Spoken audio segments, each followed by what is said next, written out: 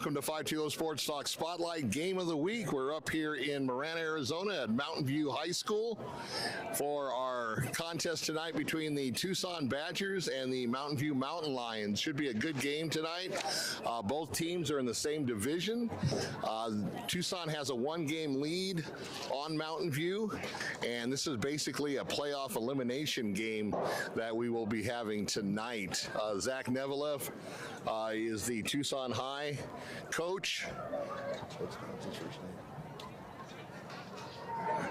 And Coach Matt Johnson, I couldn't remember his first name, Matthew Johnson, Matt Johnson, the coach for Mountain View. So this is going to be a good game, whereas we're winding down our season. We've got one more broadcast to go.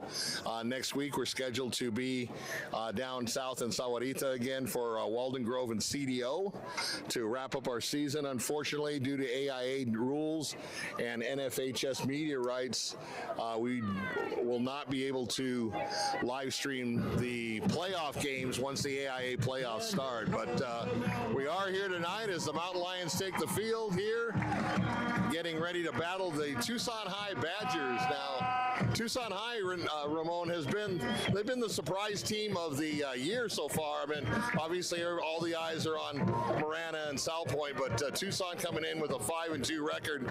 Coach Nevilev's done a great job in his second year at Tucson High, and it's just, I believe it's going to be a close game. Yeah, Bill, I believe, both teams are pretty evenly matched. One team's a running team, one team's a little more, Tucson High's a little more balanced, with Mountain View being a little more of the running team. But I think, like you said, it should be a pretty evenly matched up game, and whoever plays the cleanest ball should come out victorious. Exactly, and then by this time of the season, there should be a minimum of the dumb penalties, the jumping off sides, and the motions, and I'm sure we'll get to that a little bit later. So our producer Ray is going to put these stats up on the board, and you guys can see the team stat comparison. Looking at Tucson High, they're averaging 140, almost 144 yards rushing, but Mountain View over 200. Coach Johnson's always been a big proponent of the run game. Tucson High puts it in the air, 180 yards per game, only 56 for Mountain View. So that's going to be key, Ramon. If Mountain View gets behind, they're going to maybe have to go to the air. You can't sit there and rush if you get behind as the game draws later on into the third and fourth quarters. Yeah, I think, Mountain View has the capability. Their quarterback, Damian Wallace, he's older brother of my former second baseman, Deborah Wallace, and I know he has the ability, but, sometimes you have to be above yourself and do what's best for the team. If that's what the team calls for, the rushing game, he'll do it, but I know he has the arm potential as well. Now, both teams, Tucson High averages 33 points a game, and Mountain View averages just under 21 points a game. That could be a factor. Like I said, if Tucson High can get out to a quick lead, that may force Coach Johnson and his troops to go up top and put the ball in the air. The Tucson High Badgers, the players that you want to keep an eye on are number 8, Noah Chanez. I've seen Noah. I've watched him since he was in youth football. He's a very gifted athlete. He can play offense or defense. I'm not sure if they're playing him both ways this year. I know last year they did. And, of course, their great quarterback, Derek Mason. He's got 180 yards passing a game. And over on the Mountain View side, like Ramon said, Damian Wallace, and then Nick Horrocks is their big back, and we're going to keep an eye on him as well. Yeah, Nick Horrocks, the kid's he's an animal, man. He'll clean up the field like Clorox, man. That guy is something else. So looking forward to tonight. Hope you like our tale of the tape on the screen. Every week we get a little better and better, and that's due to Ray's hard work and production. The bad side is there's only this game and next week to go, but we're going to go ahead and we're going to do some winter sports too. We're going to live stream some boys and girls basketball coming up, so make sure you watch that. Also, just kind of a side note, Tucson area, Southern Arizona peeps, the Mexican Baseball League is having a 3-game series. Now, this series is a regular season tilt that is going to count in the standings. It's the first time the Mexican baseball major leagues have gone out of the country of Mexico and actually played in the United States. The United States people are used to the NFL going over to London and to Germany and maybe Japan and things like that, but this is the first for the Mexican Baseball League. Now, the powers that be want to try to bring baseball back to Tucson, whether it's, I'm not sure about spring training, but they'd at least like to bring maybe a minor league team, a AA or AAA team up here, or maybe even have the Mexican Baseball League come up and play more than just one series. So it all depends on you, Tucson. You need to go down. It starts tonight.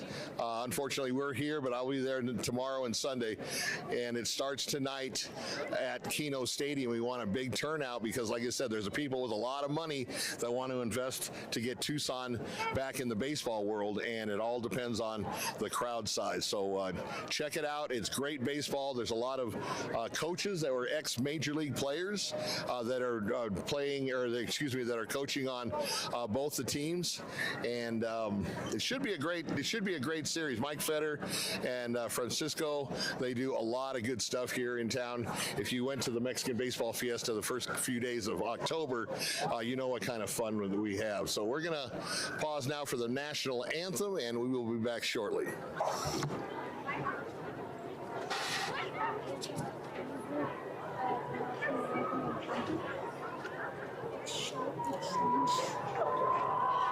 Looks like we might have a quick second here, Bill, while Tucson High makes their way in. Hey, I'll piggyback off your baseball take there, Bill. The Mexican baseball there, you'll see a lot of major league prospects that you'll get a chance to see early in their careers, and they can make it up to the bigs. You can say, hey, I saw them right there at the Keno Sports League, and there's a whole bunch of fans here. The Naranjeros, the teams from Hermosillo, there's a ton of fanfare here, a ton of fans, so it's a great environment. Music is playing. It's a great environment to watch baseball. If you think ho-hum, sit on your hands and yawn at a boring baseball game, it's not what you're going to see. You're going to see a lot of really good baseball action and a fun environment. It's family friendly. I love it out there. I wish I was available for the weekend because it's a blast.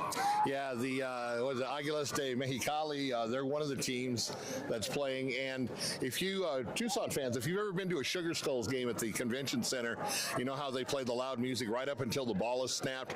Same thing with the Mexican Baseball League. Just before the pitcher's pitches, they'll play the music all the way up and then cut it off.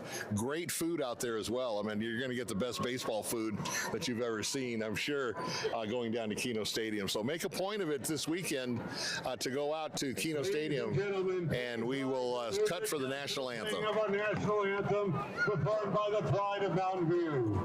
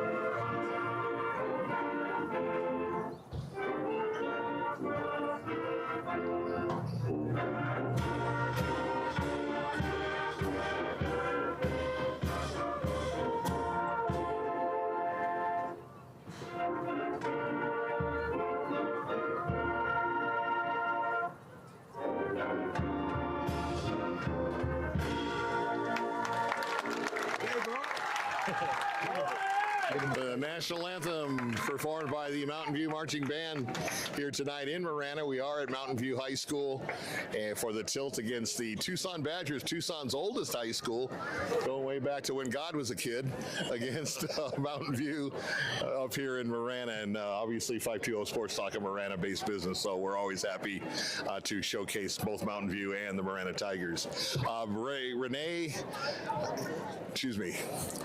Ramon is going to do the scores tonight. He's our new score guy, since we don't have Matthew tonight, but we're going to get you the scores according to Max Preps. Now, the downside of Max Preps is they usually have students reporting the scores, and they're not, a lot of times they're not exactly on time or updated as often as we'd like them to do. So if you were at another game, maybe tuning this in, and you can give us a score on the game that you're at, we would much appreciate it.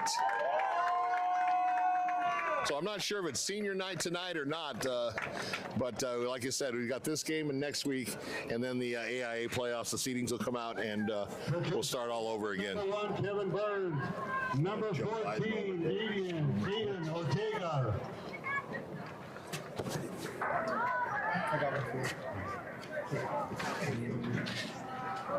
Number 42, Wesley Webb, and If they comment what the scores are, it'll come.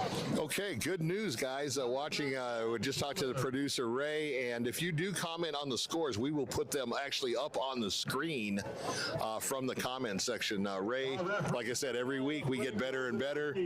We started out this as an experiment, and we've turned into a pretty well-oiled machine. Now, we usually have between 3,000 and 4,000 people watching these games, and why not? I mean, why do you want to read about it on a blog or a website when you can watch this game live? So we're waiting the coin flip.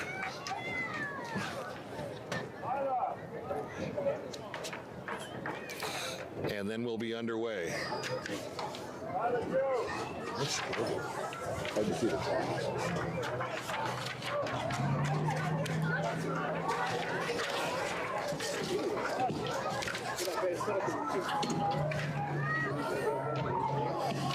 Well, Bill, it's nice being home tonight. You know, being at Mountain View, the home team for 520 Sports Talk.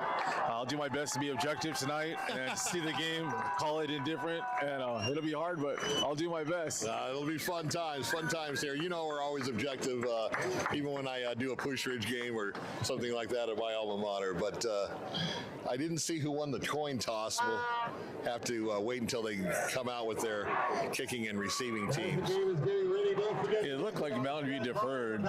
It looked like it. I could be wrong, but that's what it looked like. I always like to defer, even when you win and stuff, especially at home. Maybe not on the road, but sometimes on the road too, because as we've explained before to the viewers, that the most important possession of the whole football game is the first possession in the second half. Absolutely. If you're up, you have a chance to extend your lead. If you're down, you have a chance to catch up.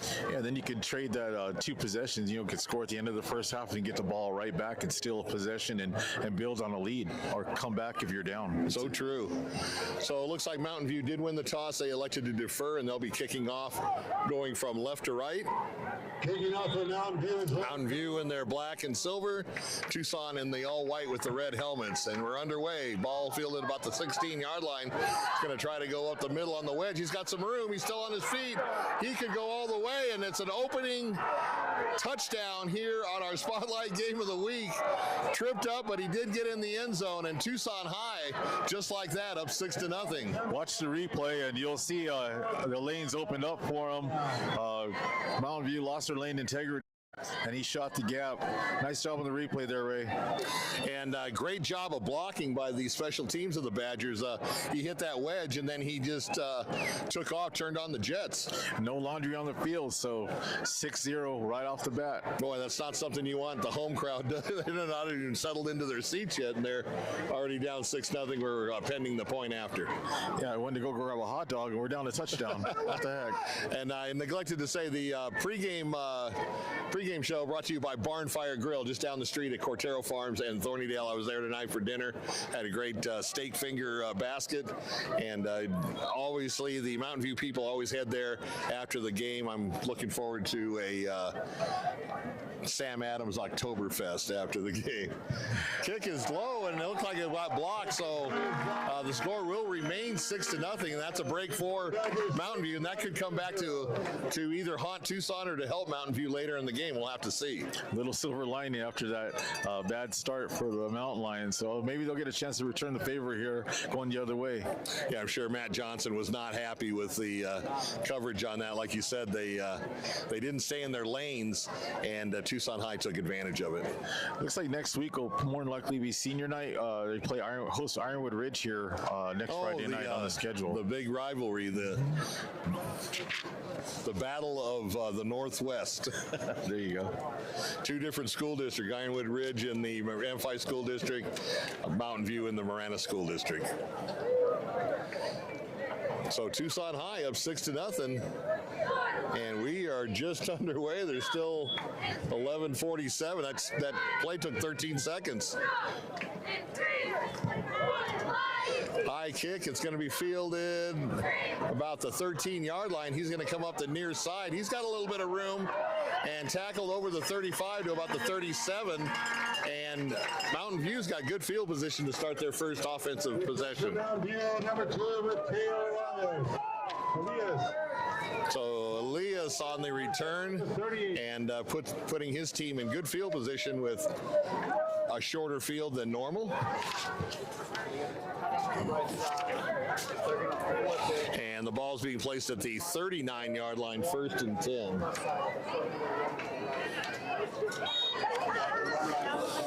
Tucson High in a 4-3 defense. They're going to shift on offense and stack it to the short side of the field.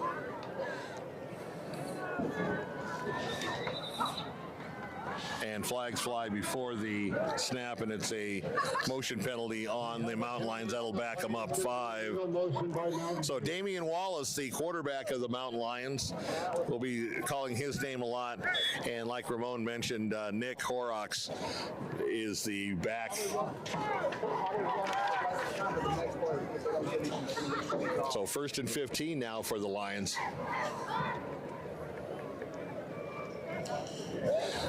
Got man-to-man coverage on the far side. Now the safety shifts over. Inside handoff.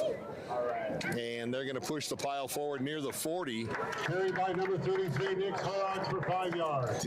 To kind of get back to where the yardage he lost on that penalty, so they kind of start over again with the 2nd and 9.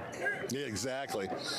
And Horrocks got 6 yards, so he's probably going to be the workhorse of the Mountain Lion team here tonight. This is the play that we ran up right now, unfortunately. Watch QB's wrong. A lot of motion on the Lions offense, and they're going to stack it up once again on the short side of the field. Tucson High stays in their 4-3. They're going to come with a blitz on the outside and a draw play up the middle. And he got up to the 44-yard line, and that's going to be 3rd and 5 now for the Lions. A very manageable down. Yeah, you did pretty good coming back from 1st and 15 and making it 3rd and manageable. Good job by the offensive line firing off and pushing back Tucson High. So Badgers came with pressure from the outside, thinking it was maybe a pass, and we got a neutral zone violation on the Badgers, and that should give them an automatic first down. Let me see. We'll see if that's a long 5, a short 5, or right on the 5. It's going to be close, Bill. Yeah, they may be a little short. Let's see where they mark it. I think they gave it to him.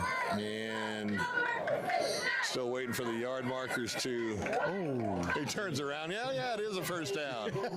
So as a result of the penalty, Mountain Lions with a first down, and I guess that's appropriate. They lost 5 on their first play of the series.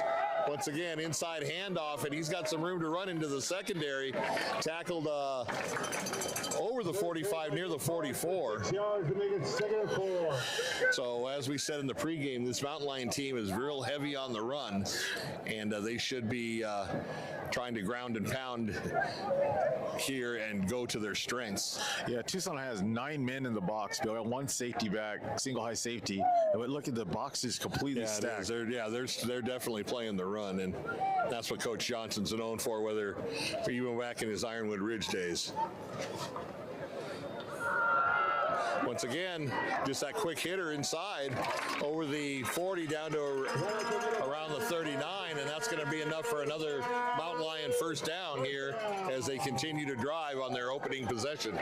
Outside of a couple penalties on each team, they are both really well-coached teams. You shouldn't see too many of those tonight. I expect, good execution on both squads and special teams for Tucson High, and now it's Mountain View with that good vaunted running attack. Now, the key to Mountain View's running is they cannot get behind them, and otherwise you got to start putting the ball up top. So they want to shorten the game. They want to keep the clock running, and they just want to move the ball via the ground game. Sweep to the near side. He's got the edge, and he is down close to about the 31-yard line. Let's see what they mark it. Probably about the 32, maybe. Mountain View with the overload formation to the short side of the field. He was still able to find a cutback lane, even though it wasn't the short side of the field. That's some really good blocking if he could do that to the short side. Mountain View, if you look on the screen, a pretty big front line. They've got some big boys up there. Subsequently, Tucson High also very, very large on their defensive line. So 2nd and a long 4. He's going to try to pop it outside, and the Badgers are all over that one. They drop him for a loss. Yeah, you're going to start seeing those run blitzes more and more until they decide to put it in the air and do a little play action. Tucson High is just going to tee off on first movement.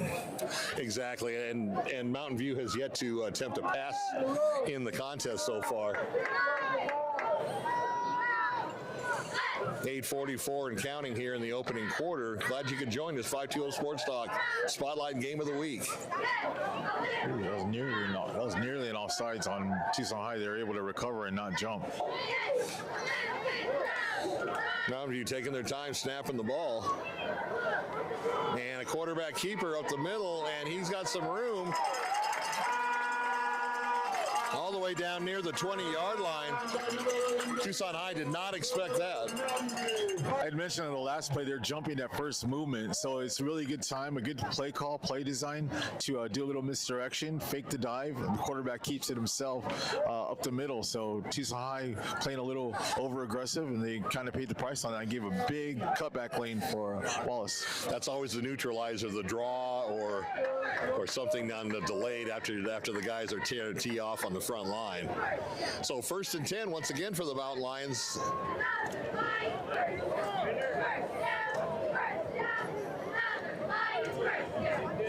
They're going to try to go wide now. It looks like he was going to pass it, but now he just tucks it under, and he's going to go in on number 4. Kind of gave up on that play. I don't understand that. And the Mountain Lions tie it up 6 apiece and can take the lead pending a successful point after. So we've seen lightning and we've seen thunder. The lightning was from Tucson High, and Mountain Lions bring the boom and the thunder, and a nice drive all on the ground to tie this baby up. A nice methodical drive, Bill. Time consuming. This game's going to go by pretty quick at that rate. Good, because Ray and I have to be back in the morning for youth football at Desert View. Going for 2 here. Oh, going for 2 on the off the missed extra point by Tucson High. Let's see how this works out. Oh, they didn't score. Oh, they didn't score. Okay. Short. Okay, so apparently they, I thought he got in. I mean, he ran that guy right over, but he must have stepped out of the bounds.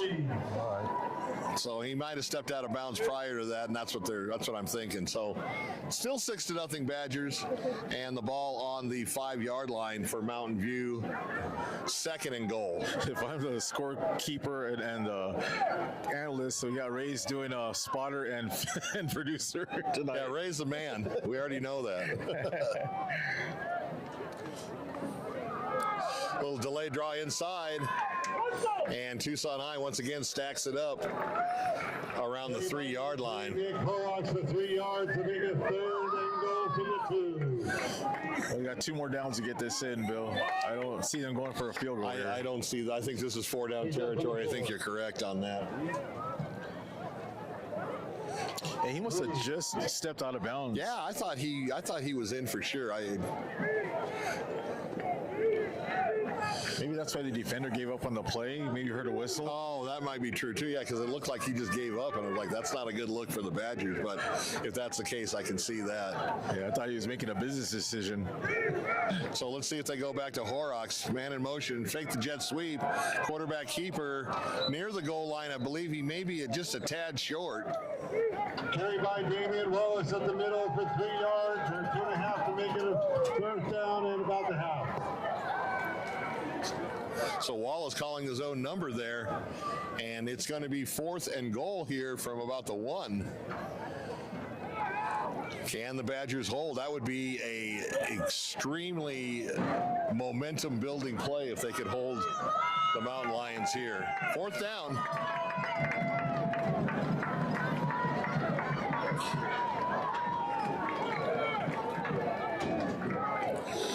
So receivers switch sides, but you know this one's going right.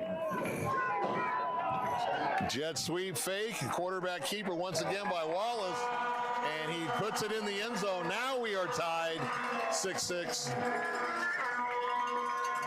And the Mountain Lions can take the lead on a successful point after.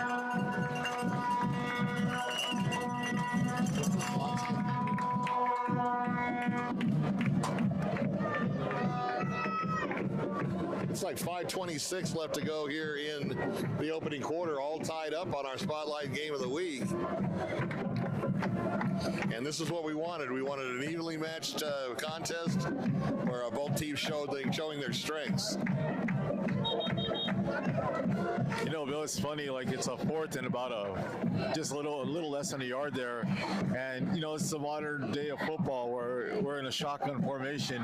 You know, I still, as an old school person, just get used to that as a, you know, meaning shotgun in that situation. Why run 6 yards when you only need 1? Yeah, like I you said, can go under center. It works, not for me to question it, but it's just something I have to get used to. Right, yeah, it's the new age of football with the spread offenses. Last week we saw the I formation first time all year. And the kick is up and good. So with 5:26 left to go here in the opening quarter, the Mountain Lions take a 1-point lead, 7-6. So that drive was just pure ground and pound, and they did it successfully. Yeah, something you're going to see from Mountain View. Like I see Coach Johnson, see them working out here all summer long, hitting the weights, and there's a purpose for a method behind the madness is to get that strength for that offensive line to drive that defensive line back and impose their will on them. And they did a really good job of just marching down the field. And Tucson High stacked the box, and it didn't matter. They just kept moving the pile, getting positive plays on every down, and they can continue at. They'll be able to grind it out and keep it a close game. No, great job by the offensive line for the Mountain Lions. It's a kind of a short kick on the ground, picked up by one of the up man about the 35-yard line. Once again, a little bit of room to run, and Tucson High for their first real offensive possession is working on a short field. They're going to be already in Mountain Lion territory. Yeah, special teams twice now. Once a touchdown, and now a super short field for the Badgers to start from. Looks like they're going to place the ball right at the 35-yard line, or 45-yard line, make that. And Tucson High with great field position to start their first possession of the game because they ran the opening kickoff back for 6 points. Tucson High opening up with the spread offense here, Bill. Got double split, double slot. Mesa, the quarterback, in the shotgun. He's going to go down the middle, going deep. He's got a man open. Caught at around the 5-yard line. Let's watch that replay as he just blazed right past the corner and the safety a little late getting over there. So Tucson, once again, the lightning of Zach Nevilev, and they're knocking at the door again. 1st and goal, ball at the 5-yard line.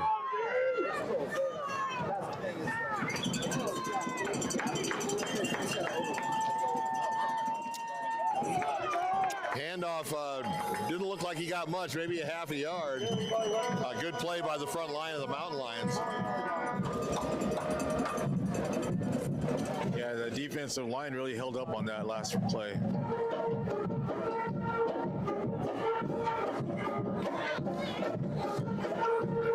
So Tucson High down by a point, trying to regain the lead here deep in Mountain Lion territory. Ball at the 5, and it'll be 2nd and goal.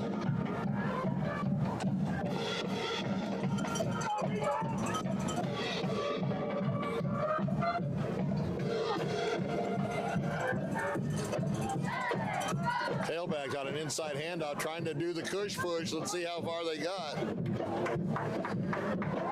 Run by number 2, Emilio Hayward for a few yards. Second by Zeke. So Hayward, the ball carrier, got it closer, but we'll look at 3rd down, and the ball's right about the 1-yard line. Saying a reversal of fortune. This is exactly the Mountain View situation from the other side of the field, and see if Mountain View could hold up here. 7-6 our score here if you joined us late. Tucson High took the opening kickoff back for a touchdown. Mountain View on their first possession, all on the ground, just marched the length of the field to score and got the extra point to go ahead, and that's where we stand right now. And I'm not sure he made it. Let's see what this... It looks like he's short.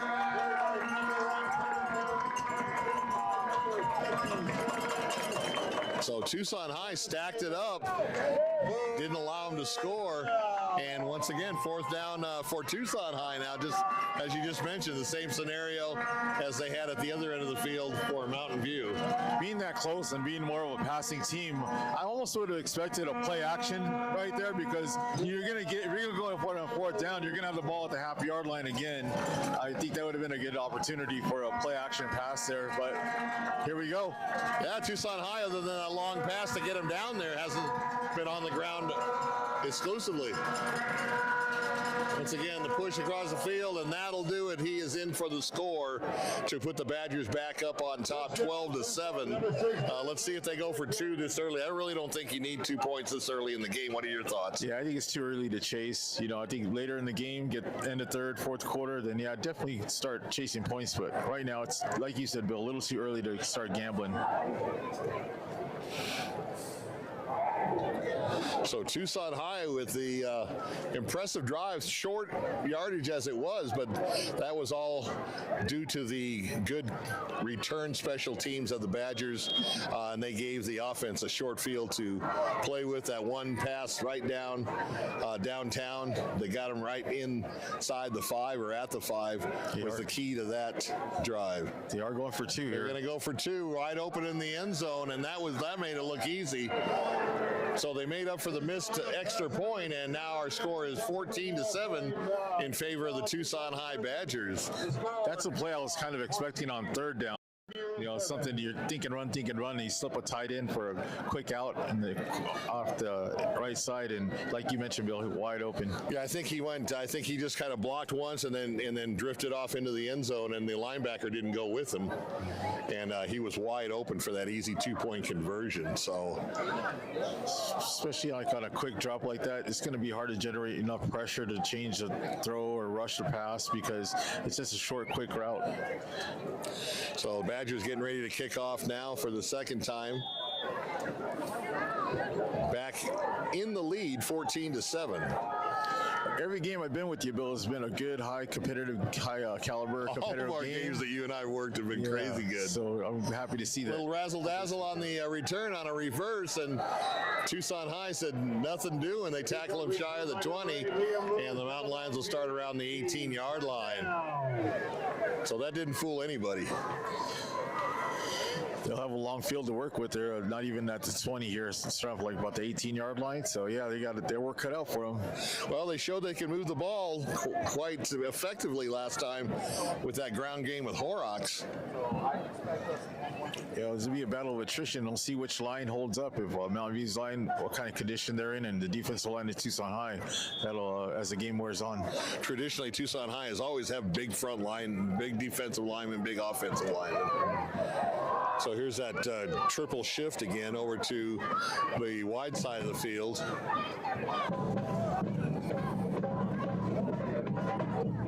And a pass, he's wide open. He tipped it. That was dangerous. Incomplete. The ball was thrown a little behind him. I thought it was a catchable ball, though. I really did. Yeah, hit him in the hands, right? It hits you in the hands as a receiver. Yeah. That's your job to reel it in. You get your hands on it, you should pull it in. So the first pass of the game by Mountain View goes incomplete. 2nd and 10 now. If he would have held on to that, he could have curled out. Yeah, he had a lot of grass. A lot of green ahead of him. He sure did. A lot of turf in front of him, I should say, right? Yeah, exactly. I'm old school, too. I like playing on grass.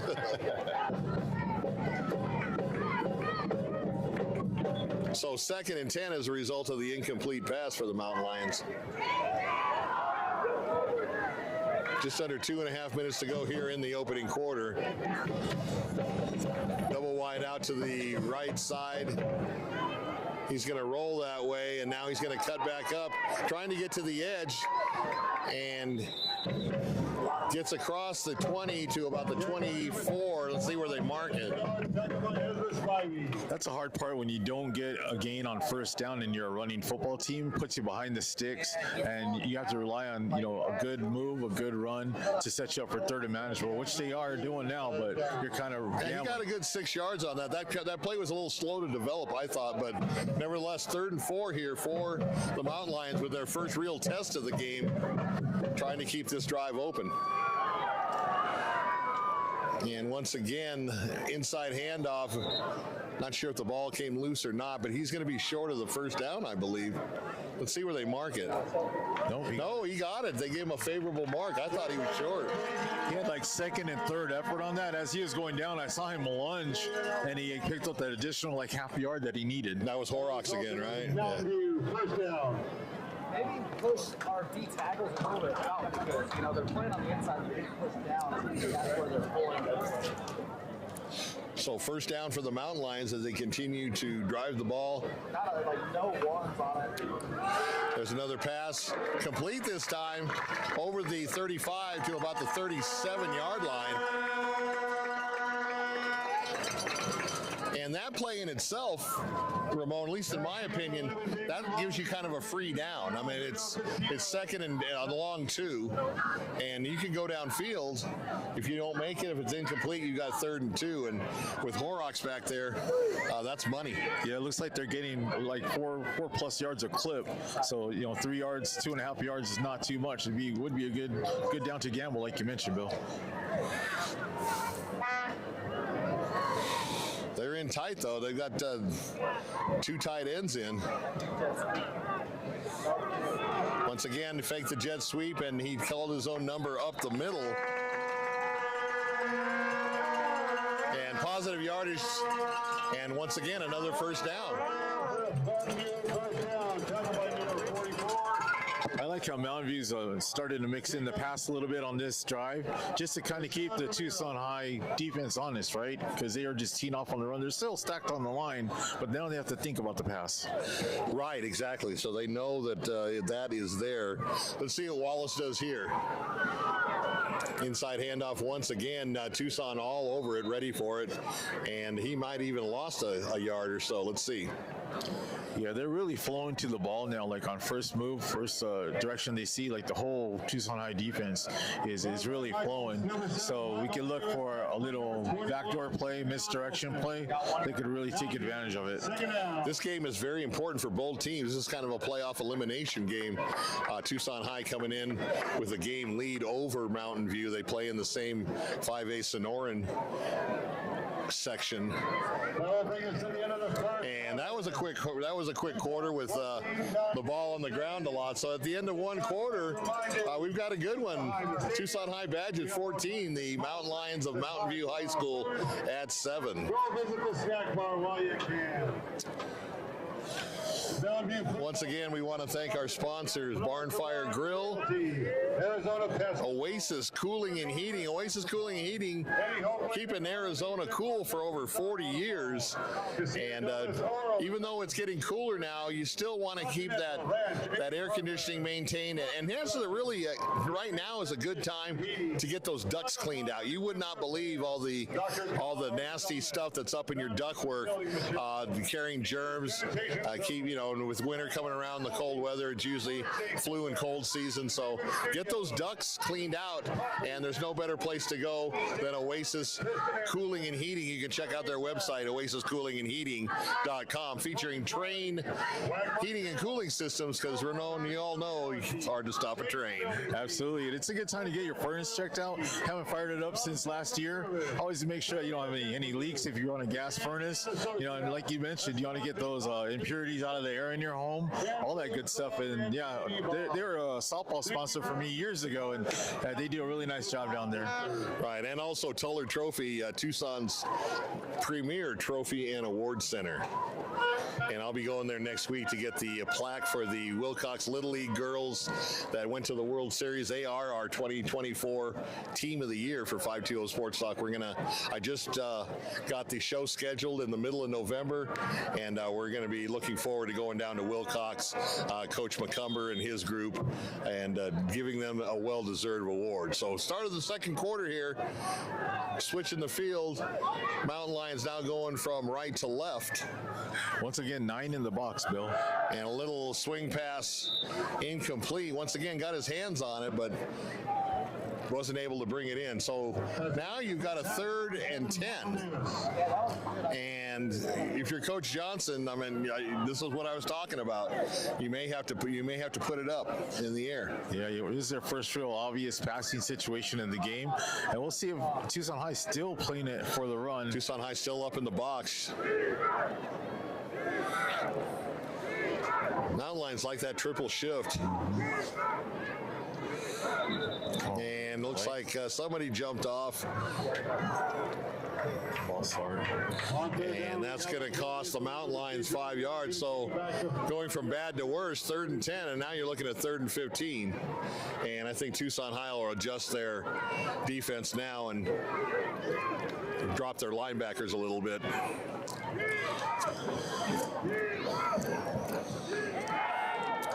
Reverse to the near side of the field, and run out of bounds short of the first down. Initially caught the Badgers off guard, but going to the short side of the field, he didn't have a lot of room to work with. Yeah, I mentioned that earlier, Bill, like they were flowing to the ball, that they were definitely set up for a misdirection type play, a reverse, end around, reverse off a jet sweep, things of that nature. It was a good effort. They made up a lot of the yardage with it. That penalty is basically the difference between penalty was the big difference, because you're looking at 4th and 5 now. So Mountain Lions in punt formation, the first punt of the game. Let's see if special teams can get solidified. Just barely got it off, and a nice kick. Fielded at the 16-yard line. He's going to go to the far side. Once again, has some room to run. And run out of bounds just shy of the 50. Looks like now there's multiple flags on the field. Yeah, we had a real blatant block in the back by one of the Badgers, Bill, and he compounded it. But it looks like he got unsportsmanlike. That's going to be tacked on top of that. The same player? Same player, yeah. He made a bad mistake and made it worse, compounded it. So what was a good return is going to be called back. And right now it's just a question of how much penalty yardage are they going to be marching off against the Badgers. And I believe the player has a good chance to get disqualified. He might be getting disqualified. I haven't seen Tucson High since last year against Cienega, and I'll tell you, they were so undisciplined last year. And that's coaching. That falls on the coaching 100%. So, I mean, you want your team to be aggressive, but you got to stay within yourself and not commit those silly penalties, especially this late in the season. Yeah, you should know by now. Like, keep it within the rules, keep it within the game, and leave it at that. And then the umpire had already thrown the flag. That was an easy call in that block in the back. Yeah, it was a blatant block in the back, and then the kid continued to jaw away at the Mountain View player. The Mountain View player stood up, and the guy came over and kind of bumped him in the helmet to helmet, and that's when the ref that could be a disqualification anytime you use your helmet, and we'll see what the officiating crew decides.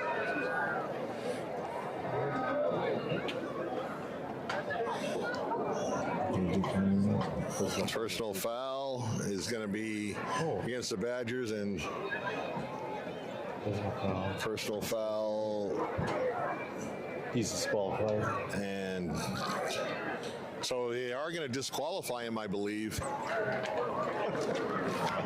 And I saw you looking. did we get a number on that player? I was trying to check. Committed penalty, John, one taken. Tucson will have the ball. So they're taking the walk of shame backwards. And like I said, I mean, the block in the back is one thing, but you know, when you start getting unsportsmanlike, and that's just undisciplined players, and once again falls directly on the coaches. I don't want to say the number or name out loud because I'm not sure, and I don't want to name the wrong a mistake. person. All right.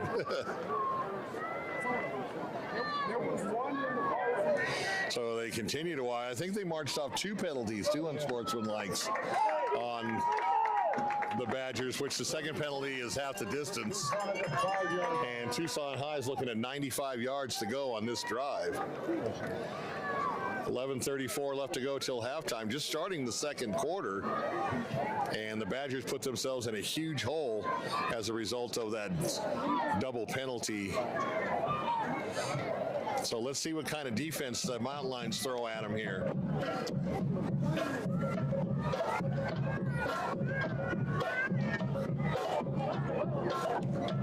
Yeah, we'll see if Tucson High sticks to that long pass game, or they go conservative here and try to run their way out into a better position.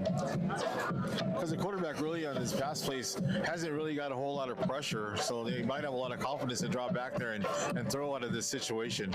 The offensive line for the Badgers has been giving Derek Mesa plenty of time on the passing attempts. Let's see what happens here. 1st and 10 for the Badgers at the 5. Mesa trying to go to the near side, and he's got another wide receiver once again wide open. Here comes a replay. Look at this hard hit. Watch the replay. You see Mesa going to the far sidelines, and that safety has been getting over there late every time, and the corner's been being beat. That safety's got to come over and give that corner some more help. And another big play by the Badgers. As you can see, they're a big play offense. He did a good job holding on to that ball. That was a pretty vicious hit. He did a good job just to hang on to it. That's what safeties are for, to lay the wood. That's right.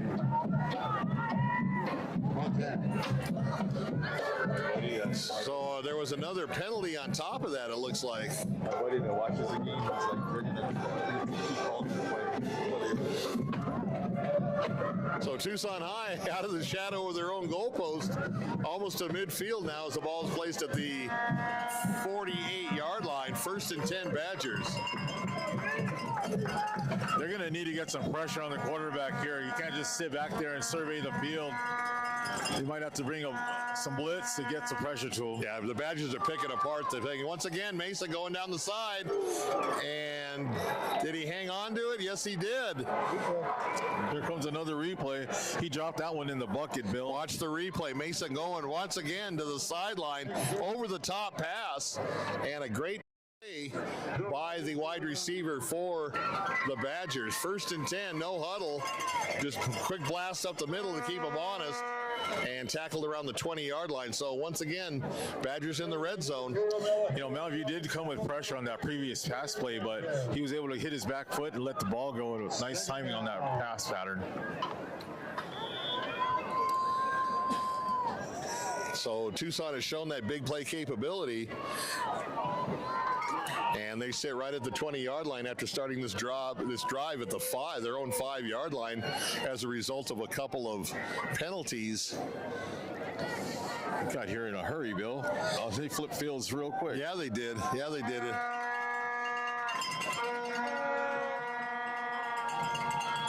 So 1st and 10 Badgers. Handoff off tackle, and he's going to only get about a yard. But I think a lot of those plays are just setup plays. You know, we're going to keep you honest. We're going to run the ball, and then when you're not expecting it, we're going to put it up top. And Derek Mesa so far is loving that sideline route. That's the 3rd pass or 4th pass that he's hit a receiver on the sideline. Another thing you'll notice about Tucson, about the Badgers, like even when they run the ball, the receivers that are out on their routes are still running their routes very hard. So it's going to be hard for Mountain View to tell when it is a pass play, because they're doing very disciplined with their route running, even when they're not getting the ball. Once again, that goes back to coaching. I mean, we definitely want to give credit where credit's due. And that is also good coaching. Jet sweep to the far side. Can he get the corner? He does get the corner and gets pushed out of bounds close to the sticks. And it just depends on where they mark it to see if he got that 1st down. That was a 3rd down play. Number 3, Diego Gomez. So it looks like they're going to be a little short. 4th and 1. And let's see what Coach Nevilev draws up here. Are they going to keep the offensive on? They're bringing some beef into the front line. I see that. Yeah, they're going to line up power and see if I wonder if they have a tush push. We'll find out. Yeah. Ball just inside the 15-yard line. They need to get to just inside the 14. So it's 4th and about 1. Mesa under center now with an I formation. Gives it to the tailback off tackle, and he gets plenty of yardage for the 1st down to keep the drive alive, and that'll move the sticks. So good job by Tucson. Yeah, good push by that right side of their offensive line. They got under the pad level of the defenders, and they're able to push them off the spot and move them move the pile a good 3 or 4 yards there. So injured player on the field. That's going to give us an opportunity to talk to you about what Ray and I are going to be doing tomorrow. We will be at Desert View High School for the Tucson Youth Football City Championships tomorrow. There's just 2 games. There's the 9U game at 8 a.m. and the 10U game at 10 p.m. It's going to be the Tucson Soldiers in both games. The morning game, they go up against the Tucson Falcons, and in the afternoon or in the late morning game, it'll be the Soldiers and the Marana Thunder. So the stars of the future tomorrow for youth football live from Desert View High School. I'll be interested to see what adjustments Coach Johnson and the Mountain View Mountain Lions will make with this vaunted passing attack that just marched them right down the field here. They also have the flexibility and capability to run the ball, which they're showing here in short ground and pound. So like we mentioned pre-show, Mountain View is run heavy, and Tucson High, very more balanced team is that aspect. So 1st and 10 now, and they can get a 1st down without scoring. So ball placed at the 11-yard line.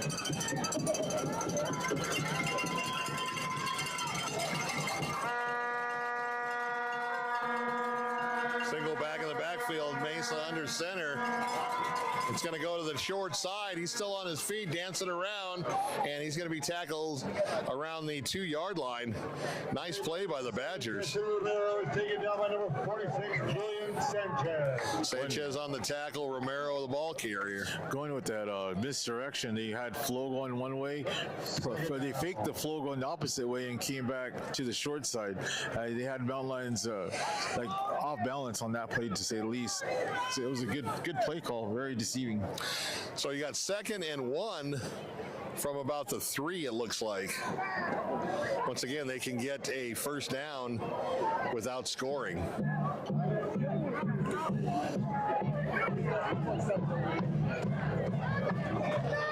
Ball's actually closer to the 2-yard line. Off tackle on the left side and stacked up by the mountain line, shy of the goal line. But let's see about that first down.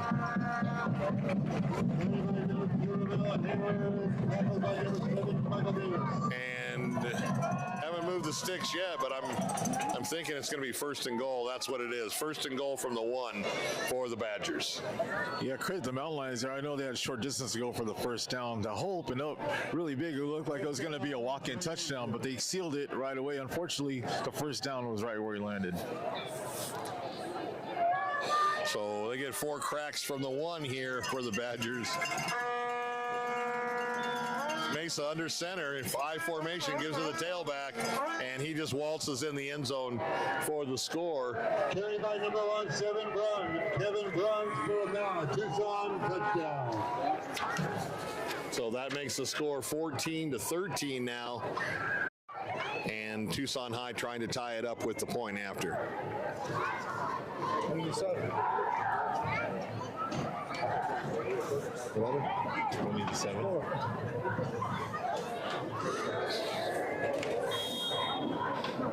So scoreboard hasn't caught up with us yet, but it is 14-13 as they line up for the extra point. 20-7. Or excuse me, 20. I'm looking at the wrong thing. 20.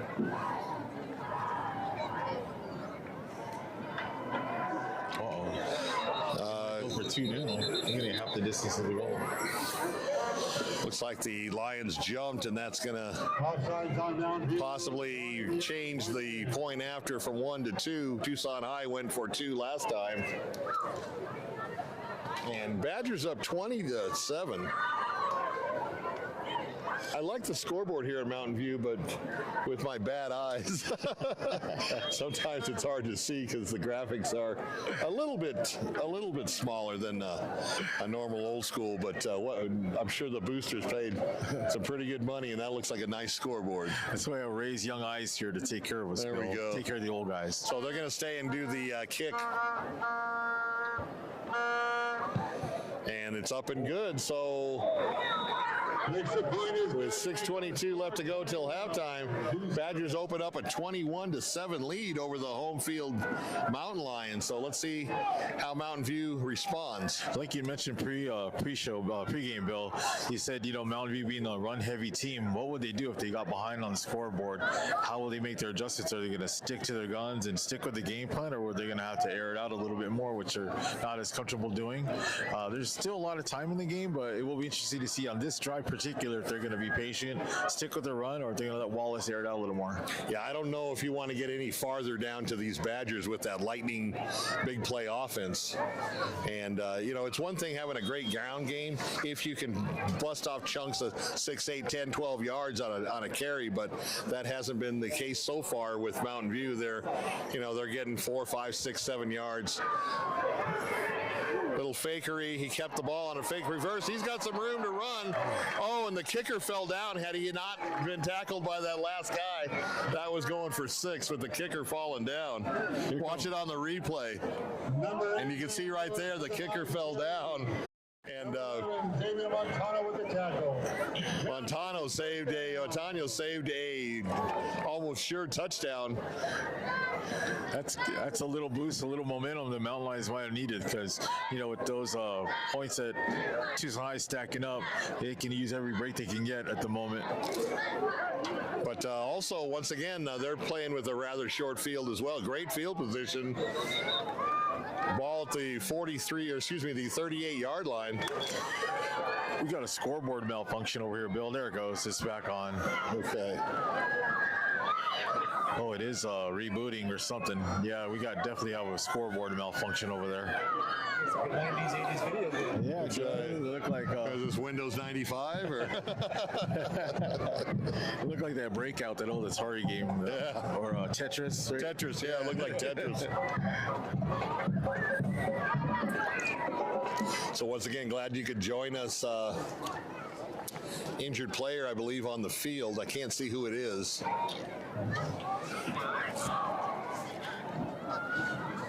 Everybody on taking a knee. Yeah, I'll be curious to see, like I said, the adjustments that Mountain View is going to make to the passing game of Tucson High. I mean, they're playing bump and run, man to man. I don't know if they're going to back off, maybe play a little cushion, maybe have the safety roll a little bit more to one side. We'll see what kind of adjustments they make, because Tucson High, they just keep going to the well, and they keep capitalizing. Well, they've got that tall receiver, so they have the benefit of being able to throw over the top of the Mountain Lions secondary, who are probably going about 5'8", 5'9", you know. So 1st and 10 for the Lions.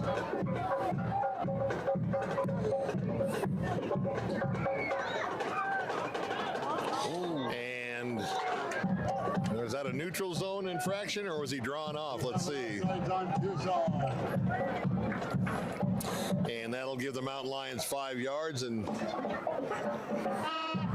yeah, he was trying to anticipate the snap count, and he definitely gets wrong on that one. So 1st and 5 for Mountain View.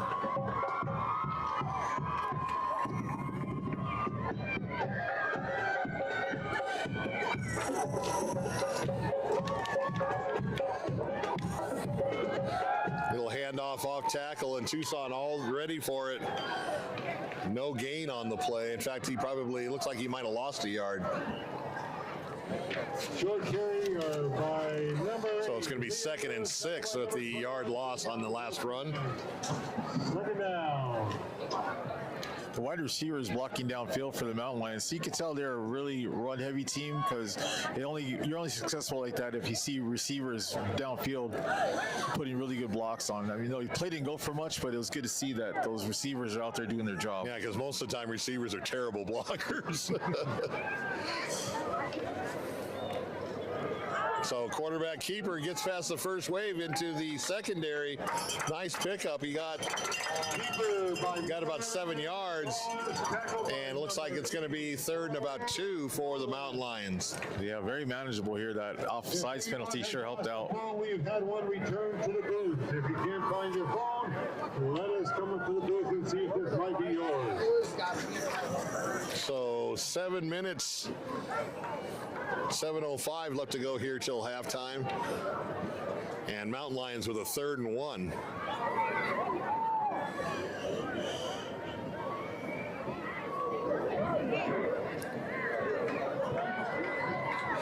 Looking over to Coach Johnson, see if they're going to change the play. Yeah, I believe they just did. They just changed the play. Ooh, that's a good timeout. And it's going to be a timeout. They were probably running out of time on the play clock, and wisely, Coach Matt Johnson calling a timeout. This is a crucial part of the game right here, Bill. Down 2 scores, 3rd and 1. This is a have-to-have-it kind of play. So I think that's a really good timeout by Coach Johnson there. Make sure they're all on the same page, and there's no question on what play they want to run and get this crucial 1 yard for this drive. Oh, exactly right. And with the break in the action, and I want to give a quick shout out to our friend Chris Kidney of Southern Arizona Football. I mean, Chris has always worked well with me, called me up, asked me who we were doing, what our spotlight game was, definitely promoted it on his site. He is the king of research. I mean, he does such a good job, such a thorough job getting the yards, the people with the most yards, the defense with the most tackles, all the stats that you can imagine that you see on big-time football, college, and pro. Chris does an excellent job here at the high school level, so we just wanted to give a quick shout-out to Chris Kidney. So 3rd and 1 now. Big play, as Ramon said, for the Mountain Lions, and it looks like just a keeper is going to get enough yardage to move the sticks. Yeah, you don't risk, a bad handoff. You don't risk, a fumble there. You just give the quarterback, one job. Just get that yard, and did a good job just driving forward. Didn't try and shake, didn't try and bake. Just put his head down and got the yard and kept the drive alive. I haven't seen Mountain View this year. In fact, I haven't seen him in a couple years. But Wallace back there looks like he's basically an extra running back. Absolutely. So 1st and 10 now from the 50-yard line. Mountain Mountain Lions need to put some points on the board to get closer to this high-powered offense of Tucson High. Motion to the near side. It's going to roll out to the right. Throw incomplete. He had a little grass in front of him. I'm surprised he did take it on a little bit of a run there, and but like Just tuck it under? Yeah, just tuck it and go. But he saw something I didn't see, and that's why he's on the field and I'm not. Yeah, he did throw it low, though. There was no chance of the receiver catching that ball. This might get back to what we talked about. If they can grind this clock out, put a score up before half, and get the ball back. Yeah, Great point. He's going to go wide with it. He's got the edge. He's going into the secondary, still on his feet, and tackled near the 32-yard line. First down for the Lions. Here comes the Watch replay. on the replay how he got outside quick. He got to the edge. Spivey with the tackle. Yeah, it takes discipline blocking to pick up an edge like that, especially on the short side. So kudos to the edge of the offensive line for Mountain View for giving him that corner, because most of the time that's a hold. 80% of the time if you get an edge like that. But kudos to them for getting around and making a good block. So Lions keeping the drive alive. Kind of a low snap and a delayed handoff, and he looked like he was in trouble initially. And good play, good pursuit. If we can show the replay on that. Michael Davis taken down by number 22, Julian Alvarado. Julian Alvarado covered a lot of ground. That could have been a terrible play for the Mountain Lions with maybe a 5 or 6 yard loss. He got away from that, and then Alvarado really turned the Jets on, covered a lot of ground, and tackled him still for no gain. So good job by the Tucson defense. Yeah, Davis had a really good juke initially. Little pass, and whoa, he was open, but it was about 6 feet over his head. Wallace incomplete to pass to number 13. He rushed that throw a little bit. If he'd have set his feet a little bit better, he had plenty of time to deliver a good strike. But once again, it's hard to get in that rhythm, hard to get in that timing when you run the ball a lot. So I don't blame him. But with the throw, the pass is there to be made. You got to make it, right? It's exactly. But now you're looking at 3rd and 10. And I think they're kind of in no man's land. They're gonna have to go 4 downs on this because they're too close to punt, and here comes the pressure by Tucson. Oh, and a screen pass. Wanted to run before he put it away, as you've seen many times at all levels of football. Pass to number 11, David Wallace, number 3, incomplete, Diego Gomez. 4th down. So 4th down now, and let's see what Coach Johnson decides. Like I said, you're too close to punt, and unless you've got a big leg on your field goal kicker, you're probably going to have to run this from scrimmage. Even if you pin them deep, they've shown that they can drive the ball 95 yards, so there's no really pinning them deep in this point, right? Exactly. Let's see what happens. 4:40 left on the clock. Tight formation, just single receivers to each side with the tight end.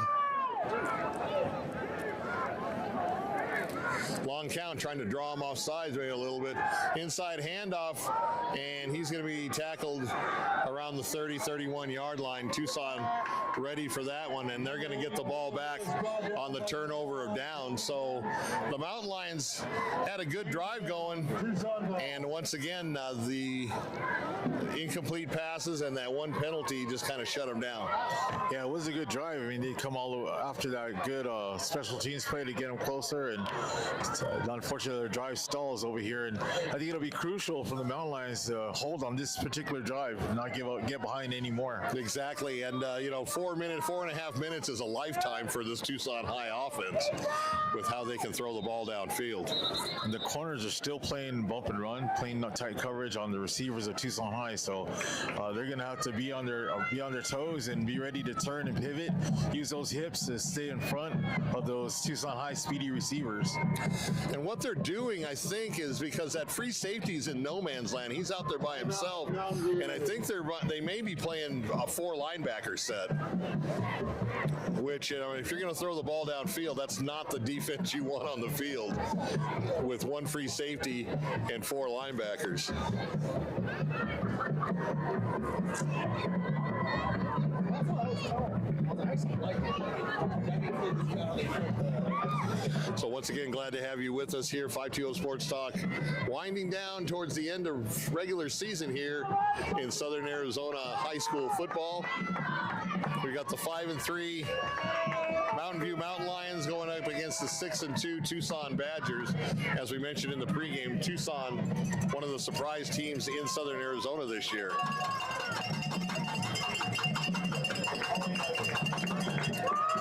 Back to pass, here comes the rush, and down he goes. That pressure came right up the middle, Ramon. Yeah, it was a linebacker blitz. They got tired of seeing him drop back and throw these nice passes. They brought the linebacker blitz, and he got through untouched right at the quarterback and brought the pressure. So a loss of 10 on the play makes it 2nd and 20. Yeah, it was a matter of time. We talked about Coach Johnson's adjustments, and that was one of them. That's the first one I've seen that's really come through. They've added pressure before. They blitzed a little bit before, but that's the first time I think they've really gotten home.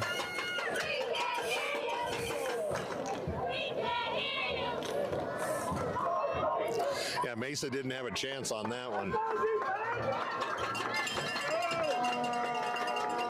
So double splits to the wide side. They're going to do the fake jet. So they're going to do the jet sweep to the far side. He gets the corner and gets almost the yardage back from the sack. It's going to be 3rd and 11, it appears.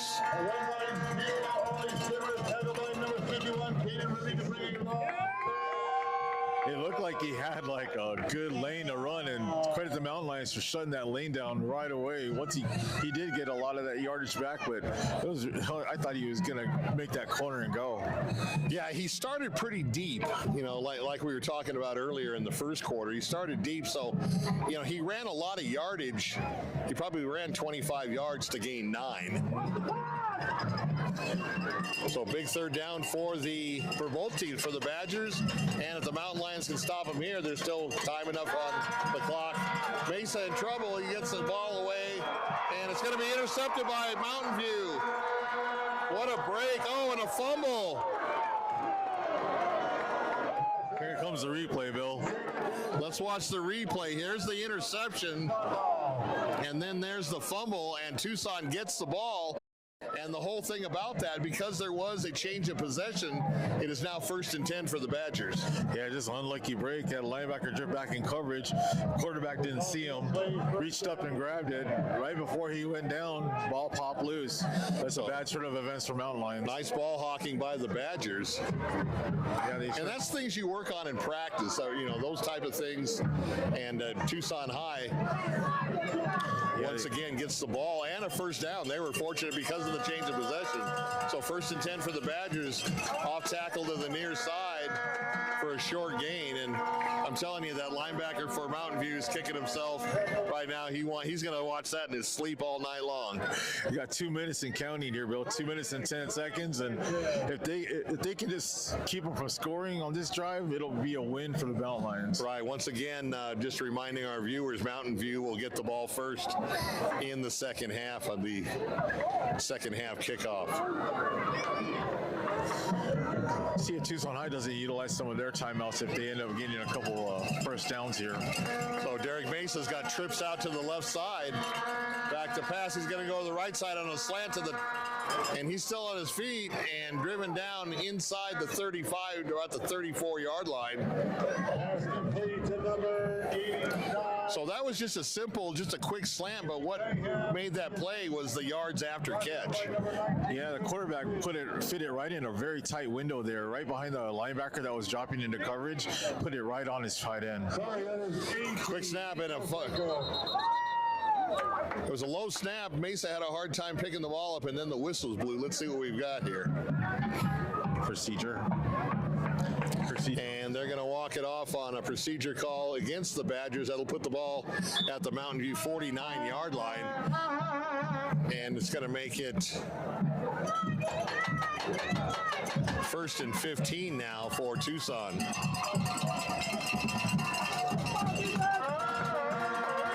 Mesa back to pass. He's going to the near sideline. He's got a man and just a little behind him. Good coverage by Mountain View on that. And once again, an adjustment by Coach Johnson. That was almost like a back shoulder throw. It was unintentional, but that's a lot of times you'll see in the pro game. So if quarterback will underthrow, he'll either get a reception because the defender's back is turned to the ball, or he'll get a pass interference. So he was lucky on both counts for the Mountain Lions that the ball sailed a little bit wide and out of bounds. Once again, I think Tucson's taking advantage of the height of the receivers because they're able to throw that over the top. And 2nd and 15 now for the Badgers. Ball just inside the 50-yard line in Mountain Lion territory at the 49. Just under a minute left here, Bill. 54 seconds. Mesa back to pass. Here comes the pass rush going down deep downfield. And he was all ready for the interception, and actually the receiver was the one that played the defensive back on that one and knocked it down.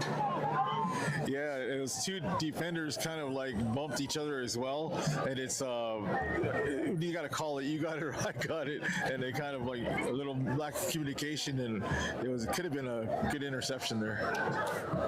Yeah, to snuff out the Tucson drive, and even if Johnson wanted to play conservative and just run out the clock, they would go into halftime down by 2 touchdowns. Let's see what Tucson can do now on a 3rd and 15. 47.5 seconds left to go here in the first half. Mountain Lions are getting to the quarterback. They're getting a little bit more pressure on him now, so they are finding their way to that backfield. Low snap once again. Mesa in a little bit of trouble, rolls to the near side, rolls to the far side, and out of bounds, well short of the first down. That does the Mountain Lions a favor. That stops the clock. If the Mountain Lions do want to go on offense to do something, that getting out of bounds there might come back to haunt the Badgers. So 4th down.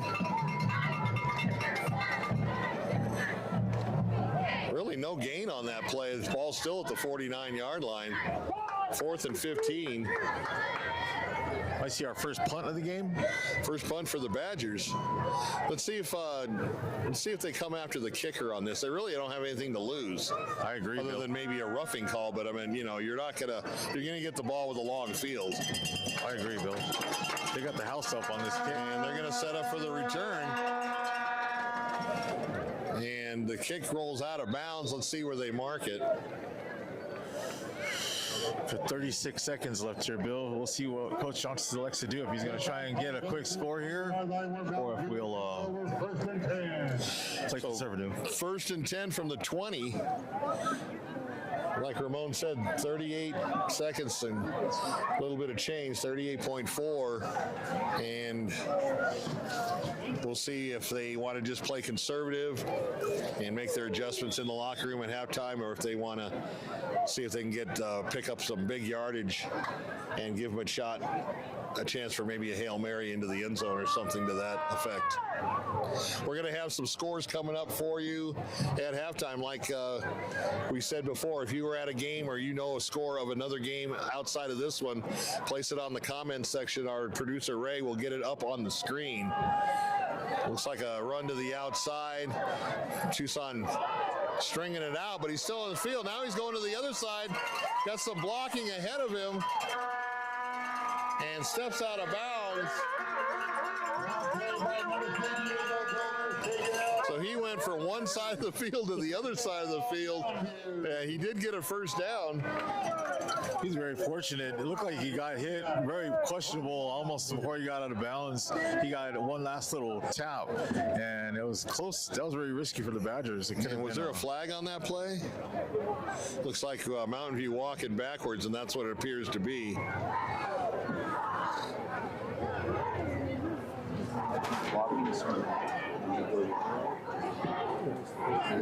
Stop trying to gas me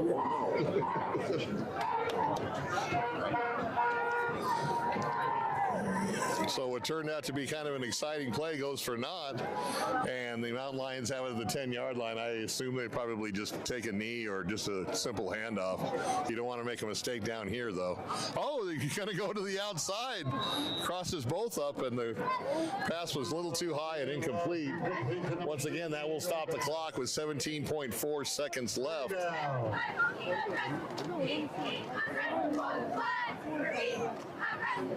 We're at 28, Desert View 16. Got a quick score for you. The number one team in the state, the Marana Tigers, 28, Desert View 6 at the half.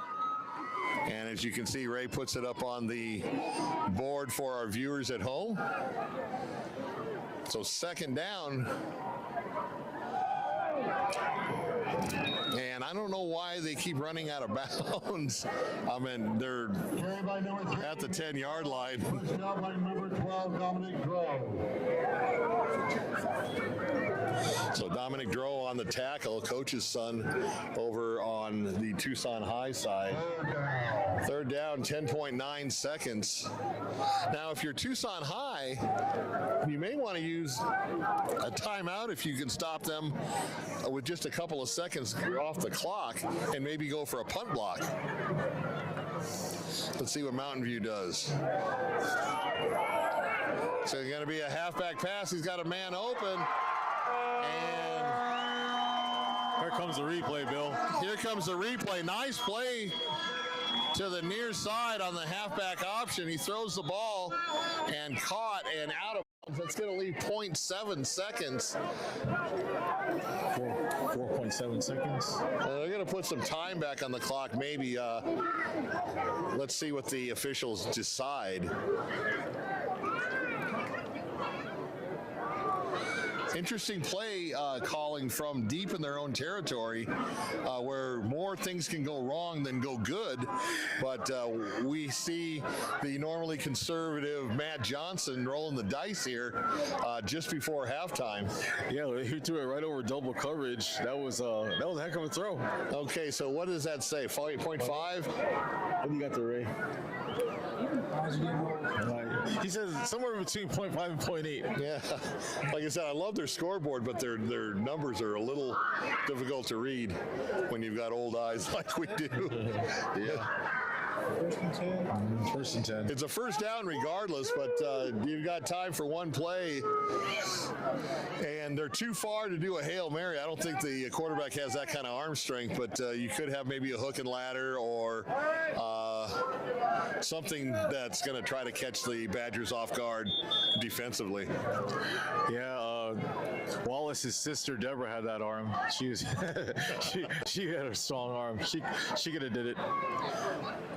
No credit, Damien's I good. remember her. She was a great softball player.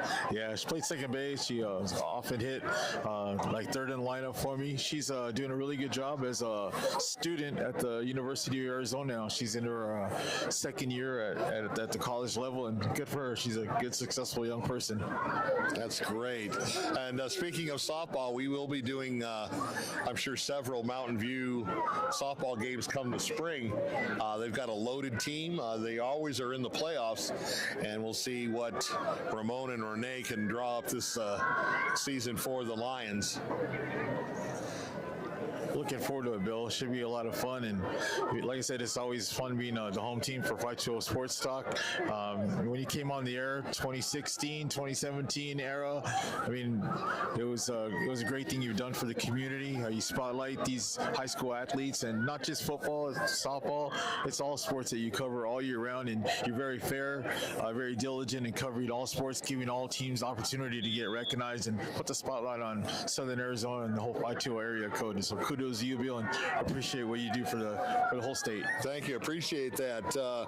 Yeah, we've done some pretty obscure sports, and I'll continue right after this play. This will be the last play of the half. Back to pass. He's going to go down the middle, incomplete, and that's going to leave you 0.2 of a second left. So we're not quite over yet on the incomplete pass. Going back to my what I was going to say. Yeah, when COVID happened and all sports just shut down. I mean, sports shut down, restaurants shut down, life as we know it basically shut down. Everybody was saying, what are you going to do? Are you going to fold? Are you going to go out of business? And I really want to give a thanks to our sponsors. They had trust in us. They knew that this was a temporary thing, and they stayed with us throughout the COVID situation. So one more play here in the first half. And and it's going to be a sweep to the outside, and he's going to be tackled, and that'll do it for the first half, with the Tucson Badgers leading 21-7 as we hit the locker room, and we'll be back shortly with the Oasis Cooling and Heating halftime report. 21-7. At this time,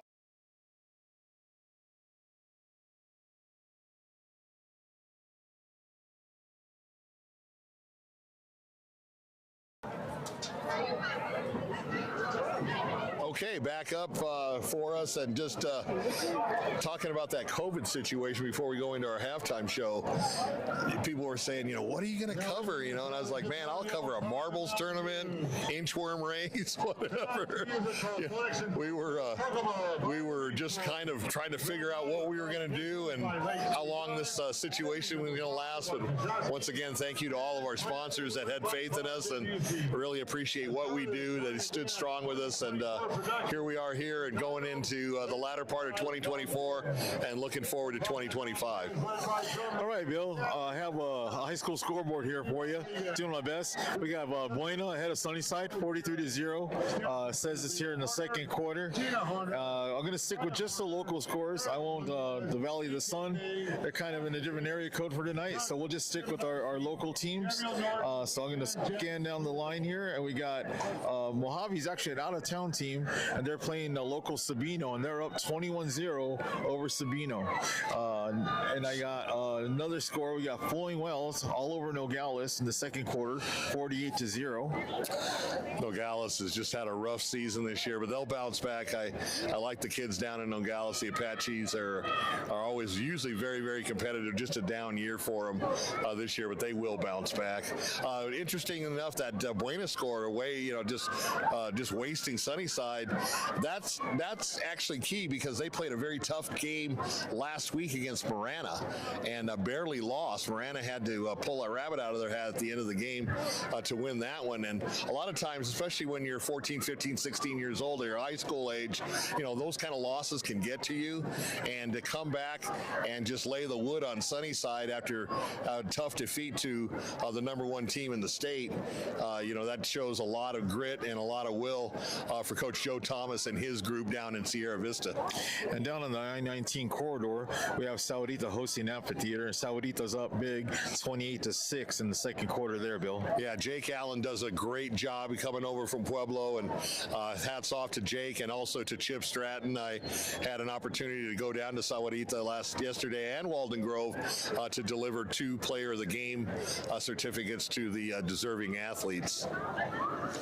I'm scrolling down, still looking for more local scores, Bill. When we got a local score, we have Cienega hosting Casa Grande. That one's all knotted up at 7 apiece in the second quarter, Bill. Cienega hosting Casa Grande. Okay, so Justin Hargraves and his bunch, the boys from Vale, locked up with Casa Grande. I'm still scrolling here, still looking down and looking for maybe some scores. Cochise County scores if you see them. Yeah, I definitely got it. Oh, here we go. Oh man, the host game from last week, Walden Grove. They were looking forward to this game, Bill.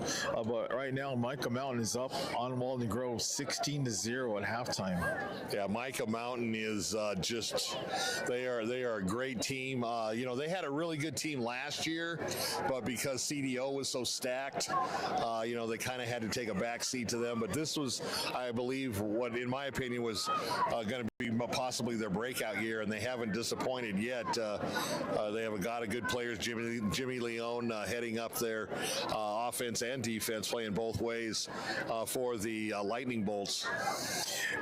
We have further down south on the I-19 corridor, we got Rio Rico hosting Empire, and right now the Rio Rico Hawks are up 20-14 in the second quarter. So a good game down there in Rio Rico. I love their facilities down there. I went down there when Skurin was still the coach, and brand new football field, and I guess they had that bond election where they really pumped in a lot of money to renovate the school, the academic side as well as the athletic side.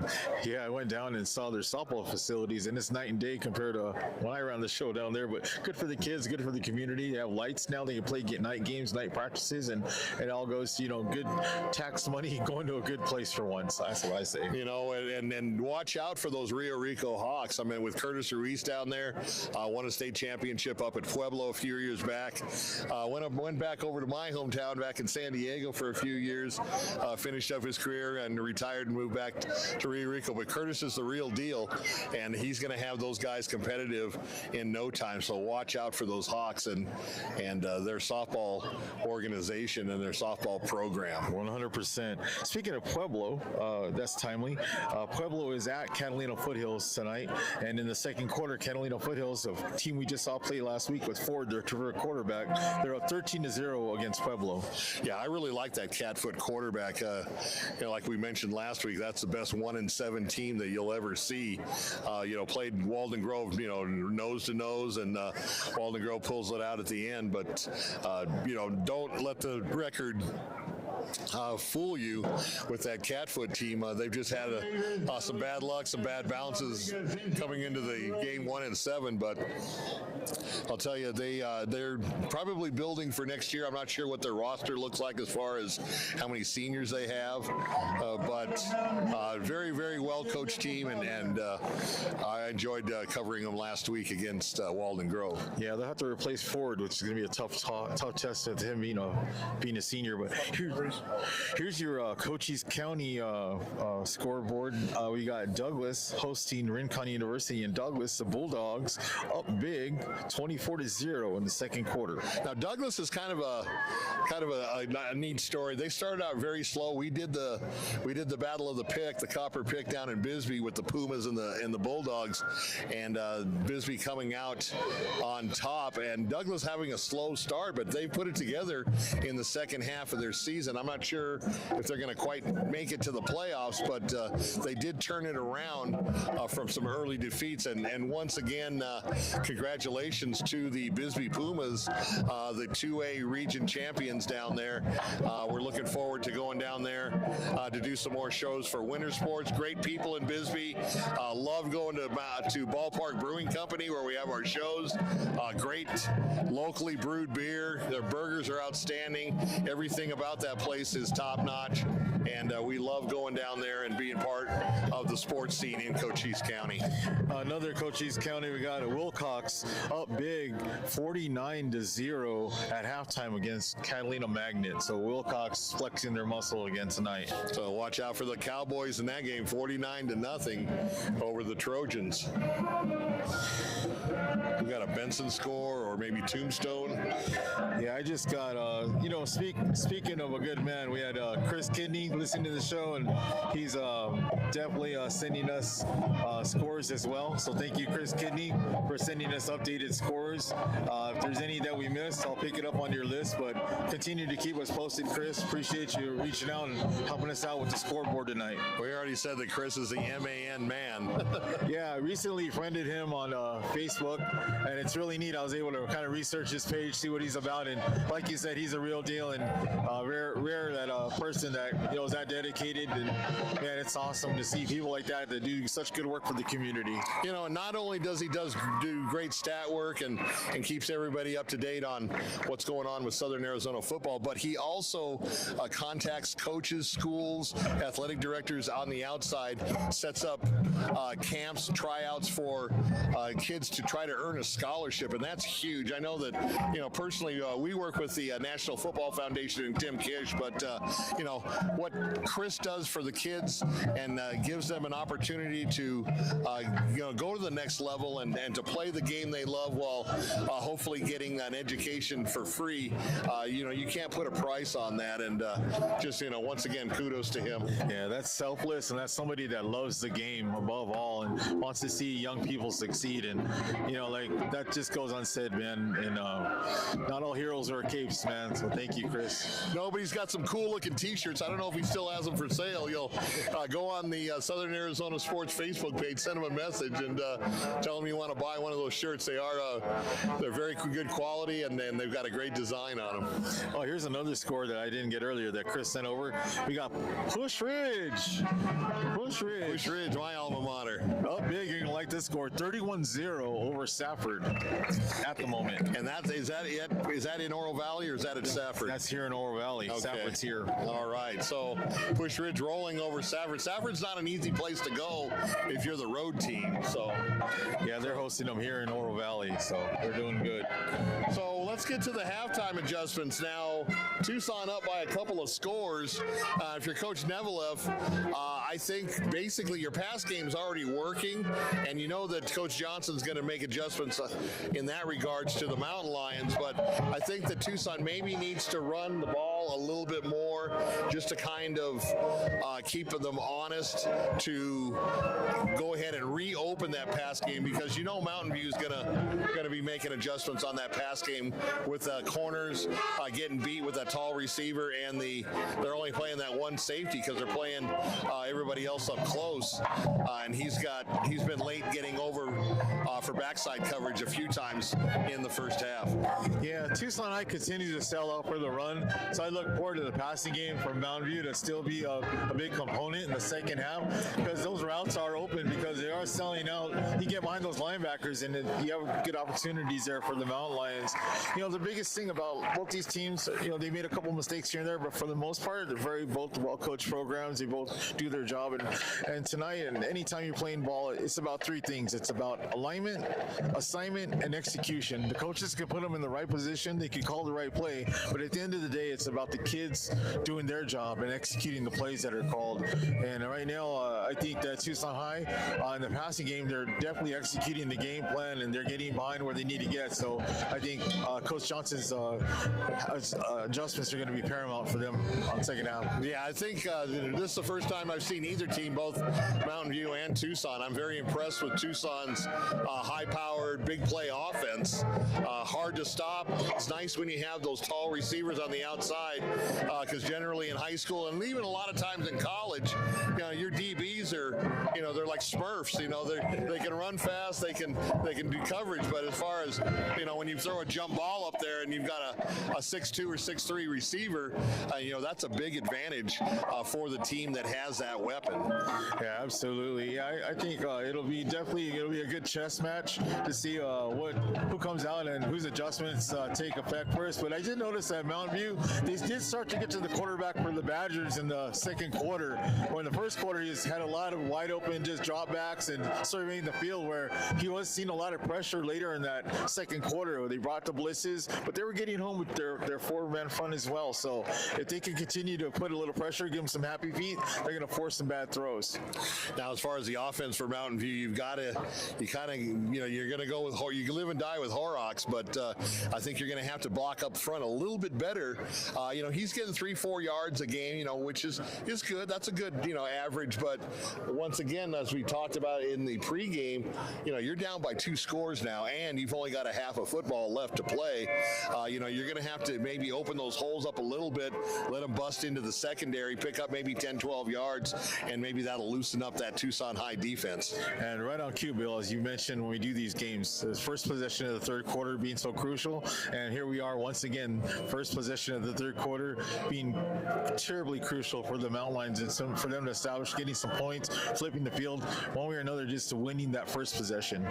Exactly. 21-7 here at Mountain View High School, home of the Mountain Lions, and we've got a half to go. Band is doing a great job with the halftime program, and just a lot of good things happening here at Mountain View High School. I know, Ramon, you know, you being the softball coach, you know, you see both, you know, the athletic side and the academic side, and you know, it's a good school to go to. Obviously, the Marana Unified School District rated very, very high in the state with their academic programs.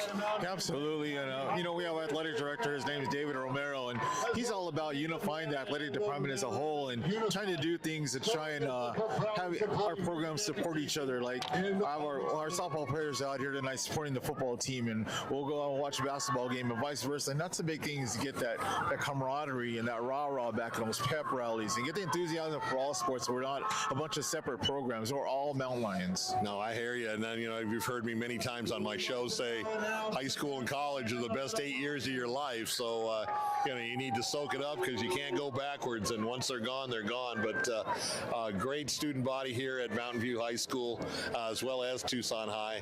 And we're going to see what happens the next 24 minutes here as we got a little bit more halftime to go. We've got some young ladies out on the field with pink. I know it's November 1st and October was Breast Cancer Awareness Month, but I think they're just going to carry it over to the 1st of November. So obviously Thanksgiving coming up. Now Ramon's got a head start on Ray and I for No Shave November. I try, Bill. I try. That's right. So yeah, No Shave November. We'll see. I'm sure we'll see a few scruffy beards and everything else coming up this month, and we'll try to follow up on that. I will quit shaving my legs. That's we'll have to ask Chris Kidney if he's gonna quit shaving for the month. Absolutely, that's great. Yeah, no, like, you got another score?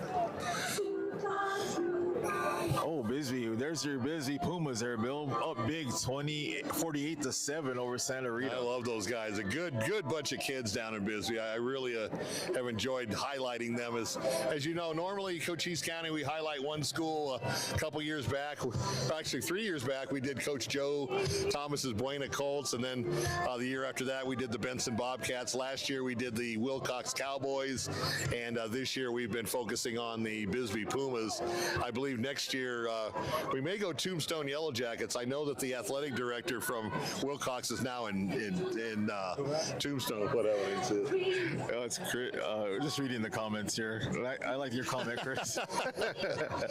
He's a good guy, good friend, and always has been very, very supportive of what we do, as we have been very supportive of what he does. So getting back to that No Shave November, viewers, that's only for guys, okay? No Shave November. You ladies, don't be thinking about that, okay? Oh, yeah, well, I have a lot of softball players that participate in that, Bill, and their mustaches grow out thicker than mine. That's right, that's right. Yeah, at least their legs do, anyway. Yeah, exactly. They're pretty wild. They were like, oh, I can't wait for December. So, yeah, as we start heading towards the last quarter of the year, finally the weather has cooled off. I think this is our second game in a row up on top in the crow's nest of the press box, where we've actually had to don the hoodies. But I know the first probably was it 6 weeks or 7 weeks of the 6 weeks of the football season, we were still in shorts and t-shirts and still sweating. Yeah, the coolest game was that Bisbee game. I think that was the coolest game. Yeah, exactly. Yeah. Although last week, didn't we freeze kind of, Ray, over down in San Juanita at Walden Grove? We got to be prepared next Friday when we go back, because I'm definitely bringing a hoodie next weekend. Yeah, Coach Corey Noble and his Wolf Pack, Red Wolves, excuse me, will be taking on Canyon Del Oro and Coach Scott McKee. And that's our spotlight game of the week next week. Now, we mentioned that we are not allowed to live stream playoff games. I mean, we can if you want to pay $300 media fee to the AIA. I don't want to burden my sponsors with that. I think the fee's a little excessive, in my opinion. If any of the high schools out there want us to come and do it, you need to give us a call like on Monday morning, Tuesday at the latest, because I'm going to have to get with media director Seth Polanski up in Phoenix, get his payment to him. If the booster clubs want us to come and highlight or live stream a playoff game, we're more than happy to do it. But it does cost $300, and that would be up to the booster clubs. Like I said, we're more than happy to do it. Ray's happy to do it. Just kind of a little tidbit of information going forward. Yeah, for a broadcast like this, I think $300 is pretty reasonable. This is a pretty pro setup. I have a lot of friends and family that tune into these Friday night spotlight games, and they can't get over the production that Ray provides. They're like, man, this is like the real big-time broadcast, and it's all due to Ray's professionalism, and he's a great producer. He knows how to run a show, and it's a privilege to be a part of it. Great job. Yeah, it's a lot of fun. kind of added something every week. You know, we started out and we weren't sure how it was going to do. First game went great. Second game went great. Then all of a sudden we got a scoreboard on the bottom of the screen, and then the next week we added instant replay. You know, now we've got you know, the pregame stats for both teams on the video, and then we can also post scores from other games on there. So every week we get better. And like I said, the only bad thing is there's this week and next week, and we're done with regular season. But we will carry that over into next year. I don't plan on breaking up with Ray.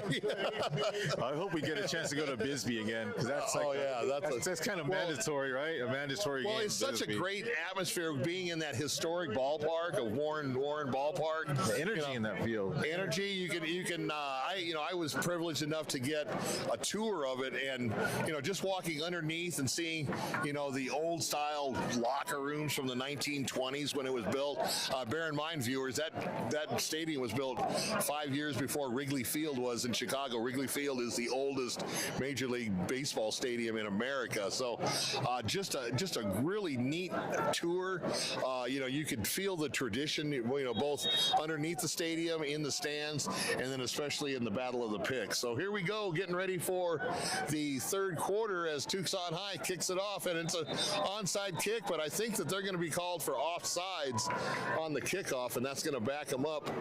We'll see what the officials say. Once again, we want to thank Oasis Cooling and Heating for our halftime segment. We got a lot done in that halftime segment, thanks to Chris and Ray, but we are back to live action. And remember, Oasis Cooling and Heating, keeping Southern Arizona cool for over the last 40 years, featuring Train heating and cooling systems, because we all know it's hard to stop a train. Toot, toot. So that's what it was. It was an offsides, and they tried the onside kick. Really nothing to lose, up 2 scores, I guess the surprise is off now if they try and do it again. That would really fool everybody if they went for it. Well, I laughed when Arizona tried it last week. I'm like, what are you thinking to start the game? But oh, jeez. All right, here we go. So once again, we're going to try the kickoff now from the 35-yard line. And they're going to kick it straight ahead. It's a high kick, going to be fielded by one of the up men at the 25-yard line. Goes to the near side. Now he's going up the middle, trying to go back, and he's going to get run down by the pursuit of the Badgers, and they're going to take it 1st and 10 around the 31-yard line. On those kickoff returns, you got to hit a lane and pick it and go. You start going side to side horizontally, you let the defense surround you, and you don't have much of a shot. Yeah, as soon as you start going side to side, that pursuit's going to catch up to you. So they're going to give them a benefit of a good spot, and the ball's going to be placed at the 33-yard line. That's where the Mountain Lions are going to take over 1st and 10 to start the third quarter. Well, here goes the chess match, Bill. We're going to see what adjustments are made by which team and which ones take.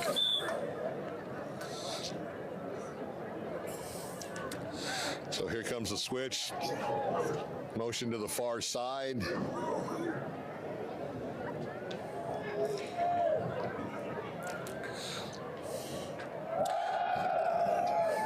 And a little off tackle to the short side of the field. They sent everybody in motion away from the play, and then tried to sneak it off tackle to the near side here.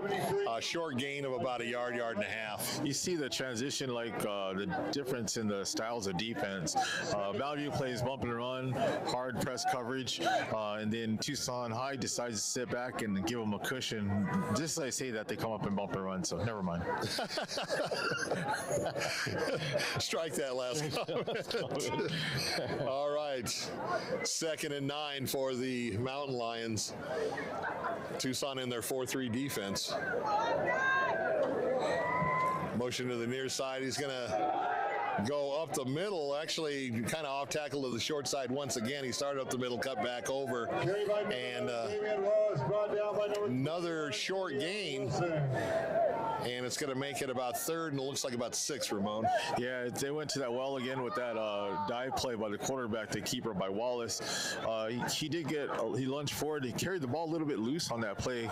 It's very fortunate that it wasn't punched out on that. I don't think he did it intentionally. I think it was just the way he was falling. The ball got away from his body a little bit. So very fortunate to hold on to that. So Horrock's back in the game now at running back.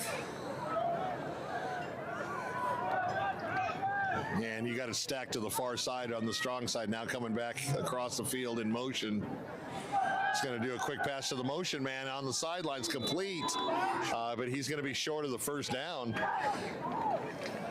as the Badger defense holds here on the first possession. Now you got 4th and a long yard, maybe 2 yards here. Down by 2 touchdowns. If you miss it with that Tucson offense, I don't know if I'd like to take a chance here, but let's see what Coach Johnson does. It looks like he may roll the dice here. It looks like they scooted the yard marker up a little bit. It looks like it's a little okay. Now it is 4th and 1. Yeah, they give him a better spot. Yeah, they give him a better spot. So, a little less than a yard. Ball at the 42-yard line. Need to get to the 43.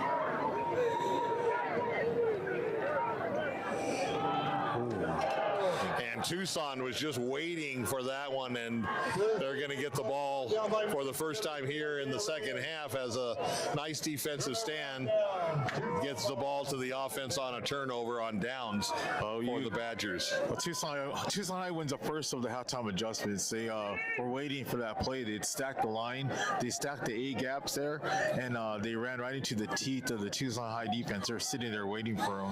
It almost looked like a veer, an old style veer offense with that counter play.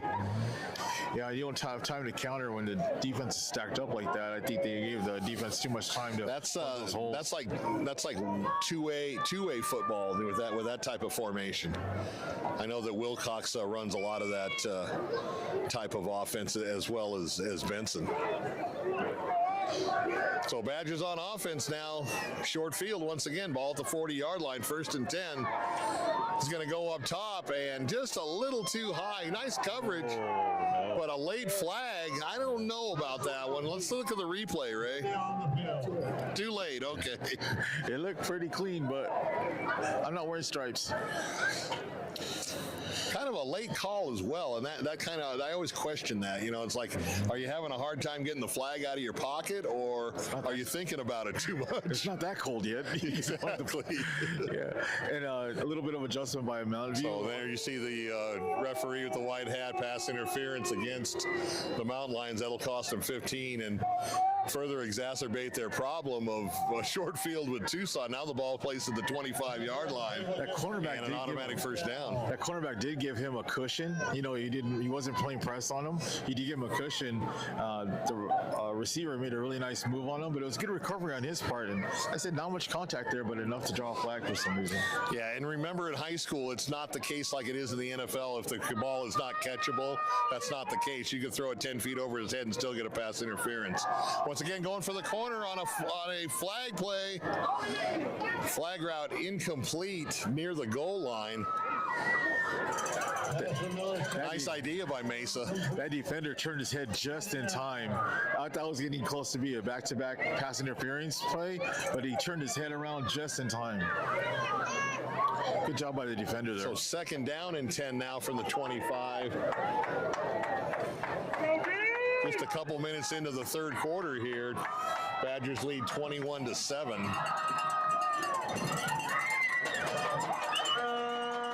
He sure like that one-on-one matchup on the top. He's looking for it every time. He's got that man coverage to the top. Mesa scrambling out. Now he's going to tuck it away and get the first down on a nice play by Derek Mesa. Covered by number 6, Derek Mesa. Covered by number 51, Peter Moody. He immediately looks at that one-on-one matchup. They're just exploiting that one-on-one. As soon as I saw that man coverage on the outside, I was like, that's where they're going with it. First down. So a first down, if they can't do it by the pass, Mesa uses his legs and gets the necessary yardage to move the sticks. And Tucson now threatening again inside the red zone. Ball just inside the 15-yard line.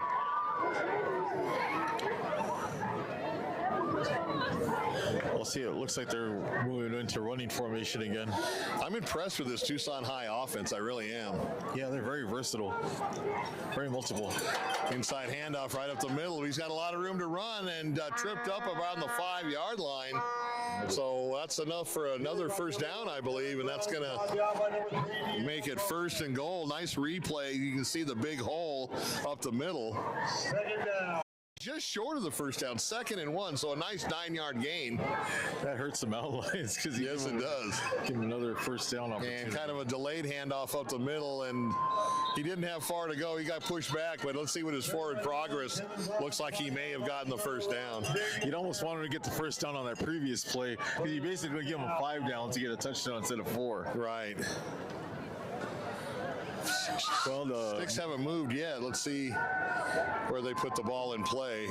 It's inside the 5-yard line on the 4. So it looks like 3rd and inches now for the Badgers. Mountain View shuttling in some fresh bodies there, Bill. So got some fresh bodies in the middle of that defense. See if they can hold up here.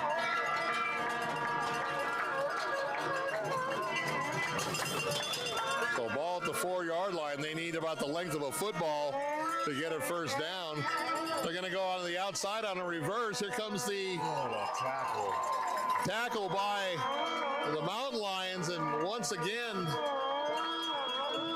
I think he might have got the first down, but not by a lot, I'll tell you.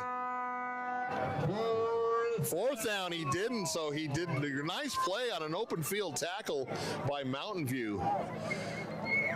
And those of you who played football, you know how hard those are, especially when you've got a very athletic skill position player with the ball. Yeah, like you said, Bill, great open field tackle, and to be that short of the first down, that's what I mean, it was like a football length to get the first down. Now it's like a football length and a couple of whiskers. a couple of no shave November, yeah. Just a pound right up the middle, and he's going to take it into the, it looks like the end zone. Yes, he does. He scores the touchdown. Another touchdown for Tucson High, and that's going to make it 27-7 right now, as once again the scoreboard's doing a little bit of rebooting here at Mountain View High School. So now this changes everything a lot. I mean, it's one thing to be down 2 scores, because if you get a touchdown and you cut it down to a 1-possession game, that's a victory. But now you are 3 scores down, and you're a running team. You haven't had a lot of success in the air, at least in this game. Like I said, I haven't seen Mountain View all year, but they're going to have to, it's a fumbled snap on the point after, and that's going to cause the extra point to be unsuccessful. So 27-7 here at Mountain Lion Stadium. But getting back to our point, Mountain View's in trouble. I mean, they are a running team. They're a good running team, but you're down by 3 touchdowns, and you've got about a quarter and a half left to go in the ball game. You're going to have to put it upstairs. Let's see if Tucson High pins their ears back and brings a lot of pressure, or if they're going to run maybe a nickel or dime formation, putting in just a couple extra DBs back in the secondary. Yeah, and during the running plays, see if Coach Johnson doesn't go in his bag of tricks like he did at the end of the first half. Maybe a reverse, an end around, another pitch pass, those types of plays that he can get a quick score on, a cheap score. Yeah, because Horrocks, I mean, he's a good back, but he doesn't have that big breakaway speed because he is a big back. And kickoff now. It's going to be fielded. Now it's going to be a reverse handoff. He's got the near sideline, got a little bit of room, and he's going to be run out of bounds. But once again, a nice return by the Mountain Lions, going to give them a short field. And actually, that's exactly what they needed. Yeah, that block punt. So special teams hurt the Mountain Lions in the first half, and here it is picking them up in the second half with a block PAT, and now a good return on the kickoff. So they needed that little shot in the arm, Bill. Yeah, short field now, ball placed at the 47-yard line of Mountain View. 53 yards to go for a score. Let's see what they can do. Down 27-7. And once again, the triple shift to the far side of the field. Now they're going to bring the man back in motion to the near side. Little handoff off tackle, the far side, gets a head of steam and still carrying the pile. Nice run close to the 40-yard line of Tucson. Hey, Bill, they're doing what you asked of them. Nice 13-yard gain. Yeah, you were mentioning, it's good to get 4 yards at a whack, but you're looking for 10 and 12, and they're answering your call here, Bill. Yeah, you can keep it on the ground when you get that kind of yardage. Yeah, getting chunks. You could get in chunks. Yep. So 1st and 10 for the Mountain Lions. Ball at the 41-yard line.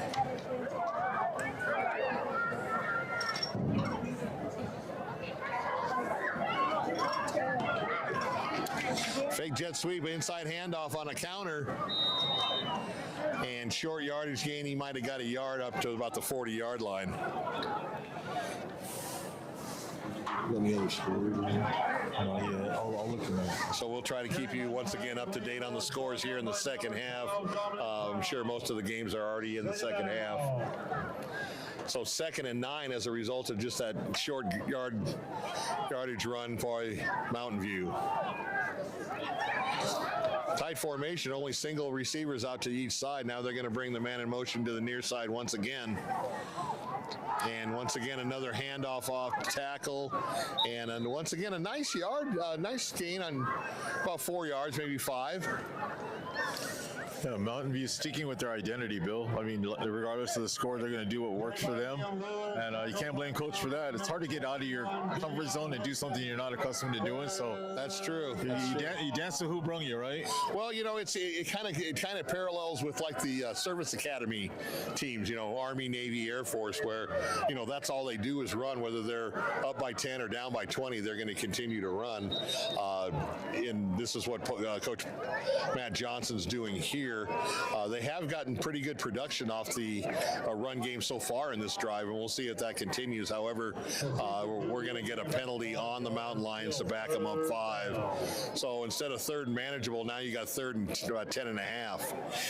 Got Flowing Wells continues to pad their lead, 55-0 over Nogales in quarter number 3. So Mountain View back in the shotgun. And they were lucky the whistle blew on that one because that was a bad snap, and that could have been all kinds of problems for the Mountain Lions. Here's our first update of the night from CDO. We have CDO up 18-8 at Saguaro in the 4th quarter. So that's Scott McKee going back home to his former job at Saguaro High School, and so far on top of the Cougars. We'll see those Dorados next week down at Walden Grove for a spotlight game of the week. CDO, the defending 4A state champions. Quarterback rolls to the near side. He's trying to get outside. Tucson just trying to string him out, and they do a good job. He's tackled about the 45-yard line of Tucson. So it's going to be 4th and about 14 now for the Mountain Lions. Once again, you got to look at the clock. 5:43 left here in the 3rd quarter, and you still got the whole 4th quarter, but they've got 3 touchdowns to make up. Yeah, definitely 4-down territory. It's hard to script a play for 4th and 14.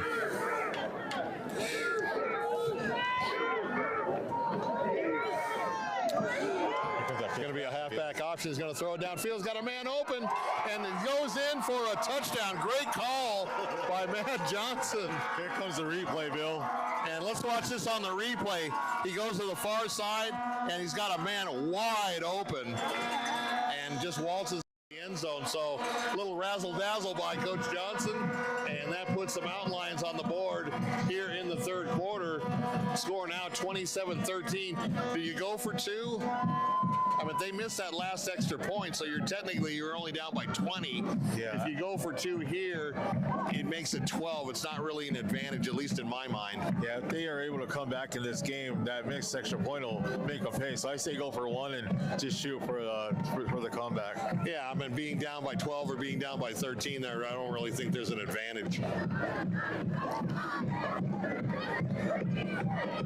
Kick is low, but it gets it through the uprights, and it's good. Yeah, we had talked about before that last drive when Coach Johnson was going to go to the well for those trick plays. We mentioned the pitch pass, we mentioned the reverse, and sure enough, he scores with it. Well, that was the second time they've done that halfback option. They did it the first time here to the short side of the field, and that time he had a little bit of room where they had to play him honest because he could have tucked that ball in and ran. He had that wide side of the field, so he had the extra room to operate. accelerate, and he just pulled up and hit the receiver in stride. It was a terrific pass to the wideout on the far side of the field for the score. And so we're looking at 27-14. Don't go away. We still got a quarter and a half left.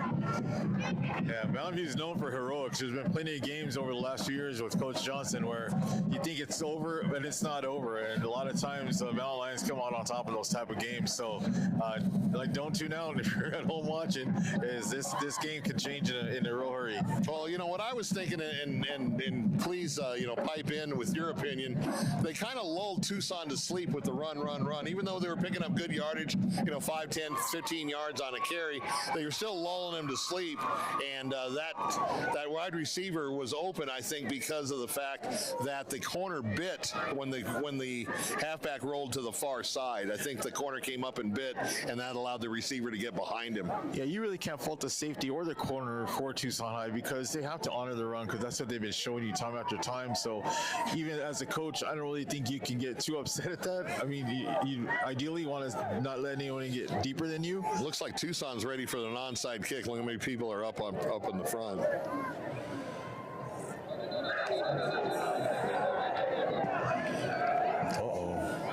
Did the ball fall off the tee or what happened? He ran up to kick it and then he abruptly stopped, and it's going to be called offsides on the Mountain Lions, I believe, because he did not kick the ball and he went past the 40. The kicker's foot went past the 40, so without touching the ball. So that is an offsides penalty on the Mountain Lions. That's their second of the game on the kickoff. They're replacing the kicker here, Bill. Definitely a miscommunication there on their. Yeah, it's a luxury in high school to have more than one kicker. Must have rated the soccer team. Boys and girls soccer coming up as a winter sport. I never understood that. It's freezing outside in January and you're wearing shorts. There's an onside kick. Gets a good bounce. Still alive and out of bounds. Boy, the Wild Lions had a golden opportunity to recover that ball, and it just went past him. One of the players overran the ball because it kind of took a sideways bounce, and fortunately for Tucson, it went out of bounds. So here we go again. They're up 2 scores now, but once again with a short field. Yeah, it didn't travel the full 10 yards. It went like 8 yards. I think that Mountain Lion defender was waiting, coverage person was waiting for it to get past the 10 yards. Once it hit sideways, it was like you said, it was like 8 yards, and it took that sideways bounce instead of a forward bounce. But Tucson High is going to get the ball at the Mountain Lion 44-yard line, up 27-14.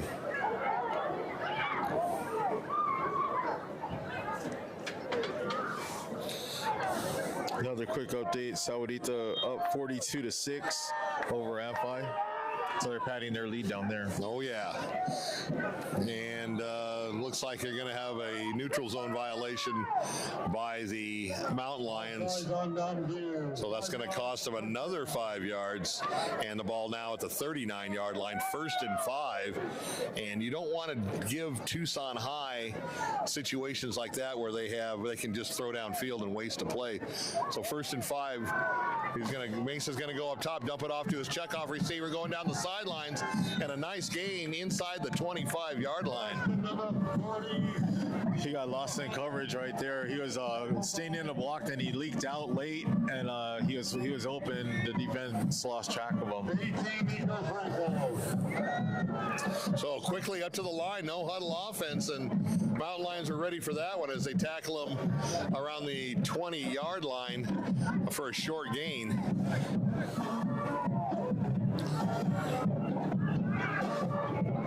Run by number 2, Romeo Hayward, tackled by number 51, Caden Rudy. So Hayward with the carry on that, got a couple of yards, 2nd and 8. Once again, the Hankies fly. And this time they're going to take it, and it's going to go against the Badgers. Yeah, the Badgers return the favor on that one. So instead of 2nd and 8, you're looking at 2nd and 13 now for Tucson High. Got Casa Grande is up 13-7 on Cienega in quarter number 3 at Cienega.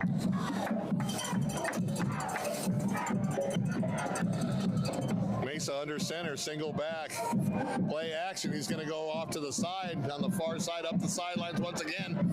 Good yardage, still on his feet with a spin, and all the way down inside the 5-yard line. Let's see a replay on that if we can. You see how he got to the sideline really quickly, turned on the jets, did a couple of shuffles, a little spin. Nice gain inside the 5, and that's gonna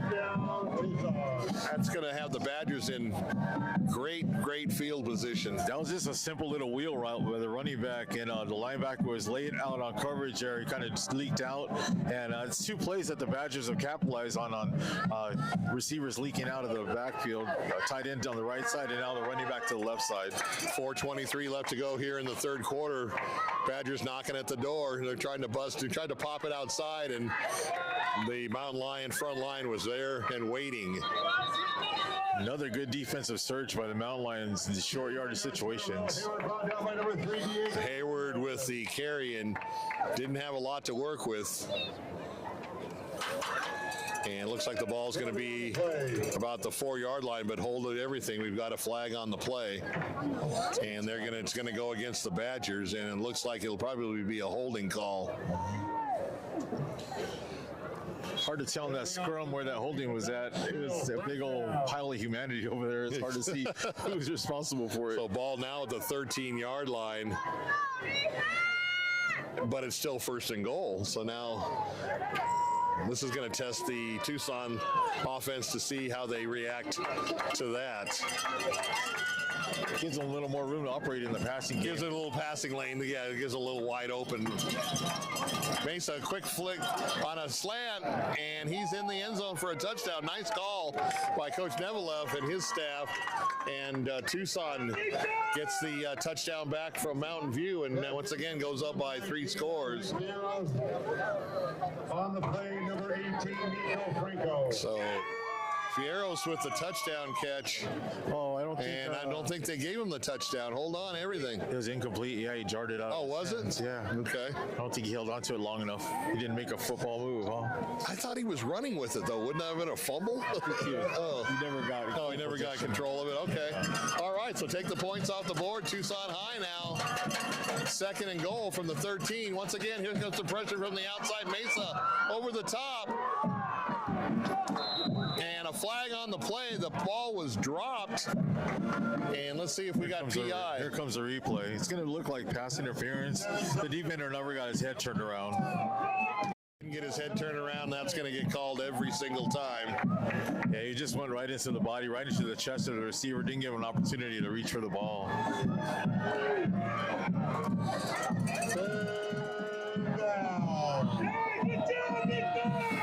Did they pick the flag up? Okay, so apparently no penalty on the play. They picked the flag up, and now a big 3rd down and goal from the 13-yard line for the Badgers. So this is going to be a big test for the Badgers, a bigger test for the Mountain Lions, as they cannot afford to give this Tucson High team any more points. Well, credit that officiating group for getting together and getting that call turned around. Making the right call, indeed. So they're stacking it up to the short side. Mesa going to do the same play, and he was waiting for the interception that time. And a nice play and a nice way to stop the drive by the Mountain Lions. They ran that same play, as you can watch on the replay, and he just jumped the route right in front of him and picked it up. He went to the well one too many times. You know, and the quarterbacks kept with his discipline because the quarterback for Tucson High looked it up. He looked to his left and then went immediately to his right. But the cornerback didn't bite on that look to the left, and he stuck with the route. Great job by the defense there. Yeah, Mesa did what he did. He went through his progression. He came right back to that same receiver from the last play, but way to jump the route by the defensive back for the Mountain Lions. Still a good amount of time left in this game if Mountain Lions can put a good drive together here.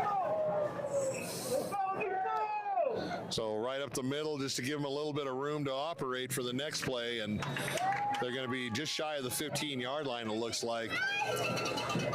That's crucial for the Mountain Lions. Just chip away and keep getting positive gains. They're hard to overcome those 2nd and 10, 3rd and 10s, but if they set them up for 3rd and short, 4th and short, you got to get your opportunity. Little 4-yard run on that one. He makes it 2nd and 6. Number 12. 3:21 left to go. Clock running here in the third quarter.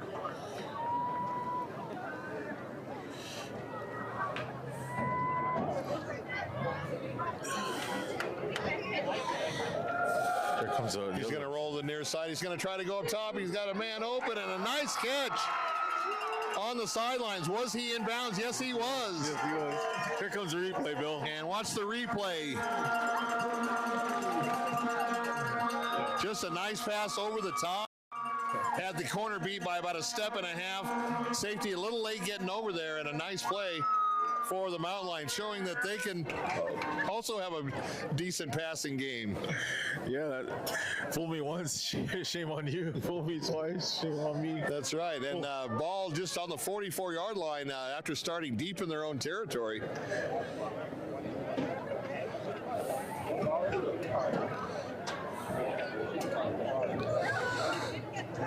Faked a jet sweep, but he ran into his own blocker, and everything went south afterwards, although he did basically get back to the line of scrimmage, and that was all him. He had no help on that one. That was nifty running there, because he was stopped for like a 4-yard loss, and some way, somehow, he's able to scrape, claw, and get right back to the line of scrimmage. Yeah. So 2nd and 10 from the 44-yard line now for the Mountain Lions. That's the toughest 0-yard run. Yeah, he did all that on his own. He had no help. As soon as he ran into the running back, that messed up the timing on the play. But kudos to him for getting it back to the line of scrimmage. Just a little off tackle, but he cuts back inside, gets over the 45 to looks like about the 48-yard line. Once again, Horrocks on the play. Yeah, they can basically stick with the run if they want to here with that little gain to get 3rd and get about almost half of it back. Then they can set themselves up for a short 4th down. So it looks like about 3rd and 6 now for the Mountain Lions. We're under 2 minutes here in the third quarter, and it looks like a timeout. Yeah, it switched, yeah. Yeah, they're having problems on the scoreboard. I look up, it was 1:53, and then all of a sudden it's 12 minutes. So apparently they're having some software issues or something on their scoreboard, but that is the end of the third quarter with our score 27-14 in favor of the Tucson High Badgers. And we'll try to get you some score updates. Once again, we want to thank Barnfire Mesquite Grill at Thornydale and Cortero Farms in the Basher Shopping Center. Oasis Cooling and Heating, keeping Southern Arizona cool for over 40 years. And Tuller Trophy, Tucson's original trophy and award center. And I'll be going down there to get that plaque made for the Wilcox Little League girls that were named our 2024 Team of the Year. And once again, congratulations to them. Being a softball coach, Ramon, they've got some really good talent. That Hattie McCumber is a very, very good player, even at the young age that she's at. Yeah, I like the way she plays, her energy, her tenacity on the mound. I mean, she would fit right in here on the football field. She's a baller. Yes, she is. She is. And it's an athletic family. Her brother was a stud for the Wilcox Cowboy football team as well as a wrestler. And play stacked up. Very fortunate there. There was a little extracurricular after the play. And actually, he was right in front of the ref, and he did not throw a flag. So we got a good crew out here tonight. I mean, a very experienced crew, obviously, to knowing to call a flag on that early in the game, and that one they know that they're just two guys just working hard against each other, and no blows thrown, no chippiness. It was just two guys going hard after each other. Good job by the official there, not throwing a flag. So we got a 4th down for the Mountain Lions at midfield. They need to get to the 46-yard line. 4th and 4. They got a tight formation. Everybody out to the far side. Now they're going to bring a man in motion to the near side. He's going to turn around on the jet sweep, cut it up the middle, and he's going to be tackled short of the first down. And once again, the Badger defense holds as they'll get the turnover on downs. Yeah, just that running lane just shut down quick. They have really good pursuit on the running game. They're just keen on the run so hard. They're all flowing. They might come back with that pitch pass or some type of misdirection off of that. So a lot of pressure now on the Mountain Lion defense. They've got to keep the points off the board for Tucson High. 10:42 left in the regulation here. And the Badgers 1st and 10 at the Mountain View 40 or their own 48-yard line. Little off tackle inside handoff's going to take it over the 50. Mountain View saying they have the ball, and they did. They stripped the ball, and the Mountain Lions come up with a turnover. Nice defensive play by the Mountain Lions. I did not see the strip. But all of a sudden I saw the Mountain Lion defenders, pointing the other direction that they had the ball. And in fact, that's exactly what happened. They got the ball stripped and they recovered. And right back on offense now come the Mountain Lions. Ball at their own 49-yard line. That's the way to pick up a first down. Exactly. A golden opportunity here, but they need to put some points on the board. Pick up that pitch pass. Here's again. that one hot back option, but he's going to tuck it under and run. And a nice run across the 40. Down to about the 43-yard line. And enough for a first down. So run the sweep, run the pass. They weren't sure what the Badger defense wasn't sure what they were going to do on that one, and a good, nice play by the Mountain Lions. That's a sister play off of that pitch pass they've been running. He made it look like he's going to pass it, but it looked like he had full intent to run it the whole time. And the defense didn't know what he was going to do. No, they were caught off guard. They were kind of caught in between, as you'd say. So 10 minutes left to go in this one. Another good play. And once again, a handoff inside. And those Mountain Lion runners, they just keep turning their legs, and they're hard to bring down. Yeah, the referees, the officials, they're letting these guys, scrap for every inch, and that's what cost the Badgers on their last possession. The running back was just trying to fight for extra yards. They didn't blow the whistle yet, and that's when he got stripped. So they could have returned the favor there. He's lucky. The ball security is paramount right now. Yes, it is. What's that? 23. 23. So under 8.5 minutes left to go in this one. Mountain Lions trying to get a much-needed touchdown. Play action is going to go to the near side. Ball in the air, hit the receiver's hands, bounced off the defender's helmet, and fall to the ground incomplete after all that. Here comes the replay. He's going to doink right off his face mask. Doink. That was great. In your head. Oh, little pinball action on that, off the bumpers. That was almost a friendly fire there. Man. So it looks like it's going to be a roughing the passer penalty. It's going to give them an automatic first down and move the ball ahead 15 yards inside the 20 now to the 18. That's a big penalty on Tucson. Even with their lead, you don't want to give this Mountain Lion team any more yardage than what they earn. That was probably Wallace's best pass of the night. Quick pass to the outside. He's got his receiver, gets away, and still on his feet. What a great effort by number 3.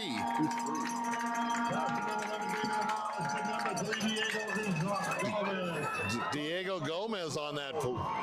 Excellent. He was all tied up, did a little jitterbug step along the sideline and got some extra yardage. Yeah, I like that energy, man, that fight that he has. I mean, he's fired up, and that's going to fire your team up. Get that emotion out there on the field. That was a great 6-yard pass play. 2nd and 4 now for the Lions. Wallace showing some nice touch later here in this game. He's going to be on a reverse, but he's got a lot of green ahead of him. Let's see if we can get the corner inside the 5 and Tackled just shy of the goal line. Another nice play, a little razzle-dazzle once again. Let's watch the replay. He had a lot of green in front of him, and a nice gain just short of scoring, but Mountain View has the ball just outside the goal line as they come up to the line of scrimmage. And they're going backwards on a bad snap, not something that you wanted if you're Coach Johnson and his staff. I know they had momentum. They wanted to go a tempo and catch Tucson off guard. Yeah, catch them sleeping, but sometimes you go a little too fast. You know, you got to stay under control there. So ball now back to the 5-yard line where they were knocking at the door at the 1.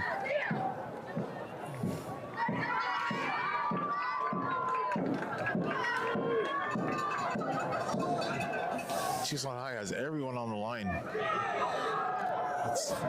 Fake the jet sweep and just straight ahead.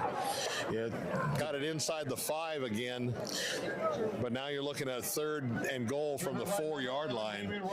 The Badgers are stacking the line of scrimmage. If they can pop to that first level, it's going to be an easy score, but that's a lot easier said than done. That's a big front line for the Badgers. Yeah, that's a hard road to hoe right there. They're going to have to try and attack those edges because they got the middle bottled up. So Mountain Lions need to get into the end zone if they have any chance of coming back in this one. Little pass to the outside. He's going to get in the end zone for a touchdown. And let's watch the replay on that one if we can get it.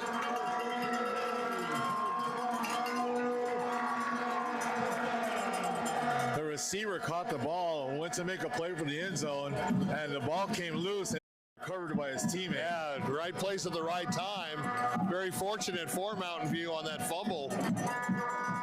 And they get a score to get their 20th point, trying to go for 21. The high school rule is not like the NFL rule where you can't fumble the ball forward. It has to be the person that fumbles it, but high school is a little different. Lucky for the Mountain Lions. Lucky for the Mountain Lions. So here comes an all-important point after. Crucial. Uh-oh, we got a whistle blowing. And the whistle blew. The kick was good, but the whistle blew prior to the kick.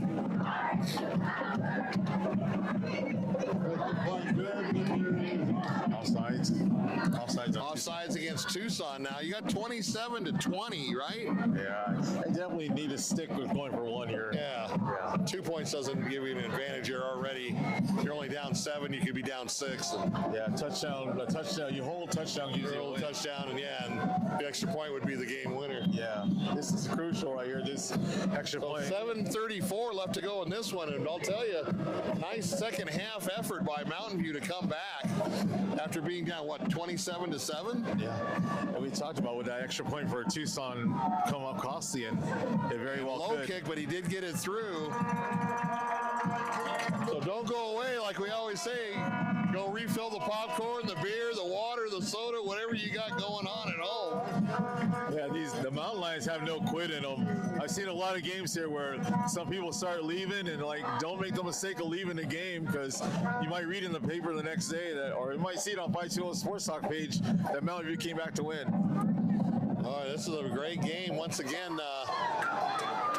Good matchup between two good teams. Remind everybody that our wonderful Mountain View dance line is having a 7:24 left, so it's plenty of time to get a stop and get the ball back. Exactly. Tucson High, after a great first half, has basically let Mountain View take it to them here in the second half. Yeah, Wallace really showing like he can have that throwing ability if it's needed. And on that last drive, he made some crucial throws on that last drive to get them in I would not try an onside kick here. I would just kick it away. Oh, they are going to try it. Takes a high bounce, and it's going to be recovered by Tucson. That's a risky play. I mean, you got 7 minutes. You got over half the quarter left. You're down by 1 score, and now you just gave the Badgers a short field. That's going to put a lot of pressure on the Mountain Lion defense here with a short field and a one-score game. Yeah, I just would have kicked it away and just relied on your defense to make them go the length of the field if they wanted to score. You've got all your timeouts left and 7:21 left in the game, so you're not at a bad point as far as clock management at this point. Yeah, we'll have to see how this plays out for the Mountain Lions. Their defense is going to have to come up big once again. They're ball hawking right now. See if they can cause another turnover or at least force a 3-and-out. And as we mentioned before, this is do or die for one of the teams, and especially more pressure on the Mountain View team coming in 5-3 and the Badgers at 6-2.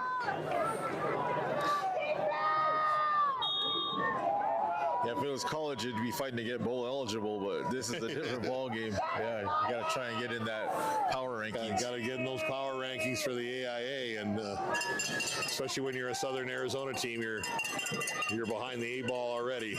Absolutely. Now it's nice hit by the Mountain Lions front line for a loss on the play.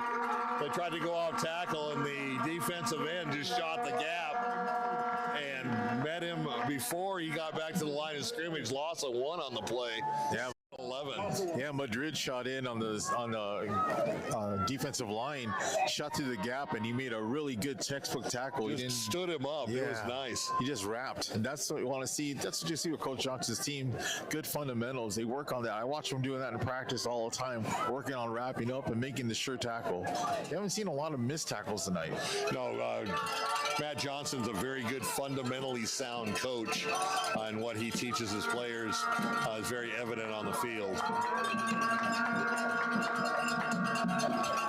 Take a little swing pass to the running back, and he's got a little bit of room ahead of him. Nice gain. And that's going to bring up 3rd and short for the Badgers. Nice play call. Tucson High got away with a hold on that play. Defensive end for the Mountain Lions was turned in and saw a jersey tug, but it wasn't seen on the field.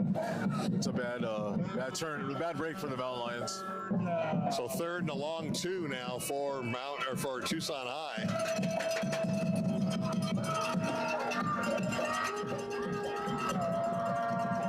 Clock running now, under 6 minutes left to go in this one.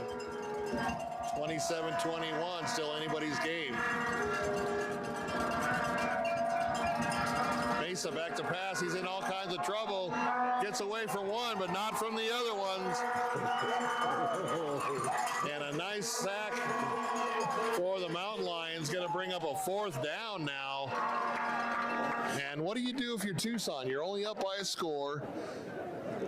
I think you've got more to lose in this than you have to gain. If it was 4th and 1, 4th and 2, yeah, it'd be a different situation. But you're looking at 4th and a long 4 right now. Coach Nevilev keeping his offense on the field. Yeah, that Mountain Lions brought the heat on that last play, and it got home.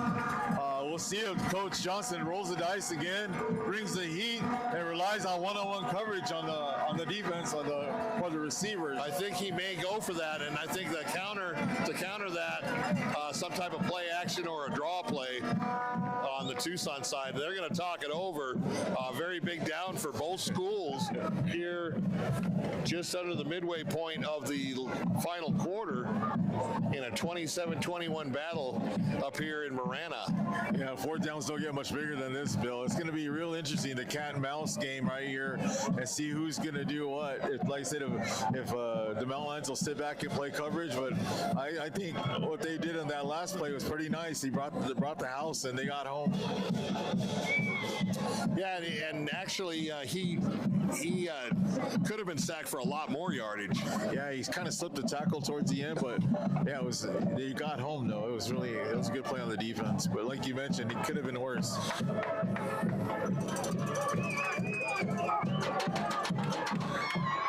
So both teams talking it over as the Mountain Lions retake the field. 4th and a long 4.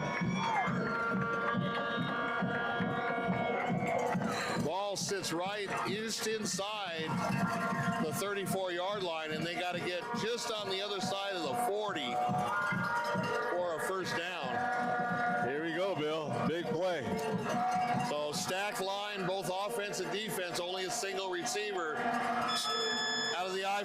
action. Mesa, play action pass, swings it to the near side, and he's got a first down and more. Nice open field tackle, but not before the Badgers will move the chains and give them a fresh set of downs. That was a huge play. They went to that leak out of the backfield play again. Act like he's going to see him block. I thought that they may have gone for that swing pass again. Diego Gomez on a nice open field tackle, but Tucson High with a first down. Ball at the 24-yard line. 4:38 left to go here in the game. It's a big conversion for the Badgers. Now, if you're Mountain View, you may have to start using your timeouts considering you're a run team.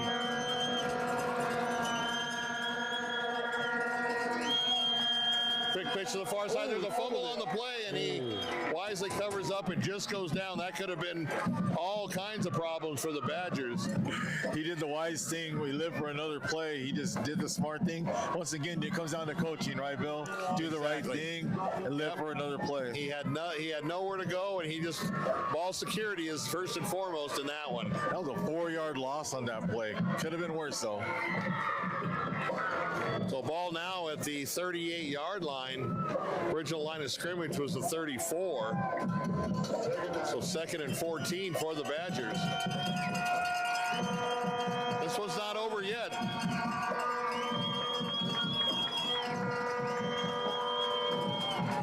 Inside handoff. He's trying to try to bust it outside. And a nice piece of running by the Badgers. Got a mountain lion hurt on the play. He has a pretty bad arm injury. He knew right away, too. He came off a block, but he took a pretty big shot to that right arm. Injury on the field. So that'll stop the clock, and we're obviously hoping he's okay. It's going to bring up a 3rd and 8 when play resumes. We'll see if we can get a couple scores in here while the play has stopped.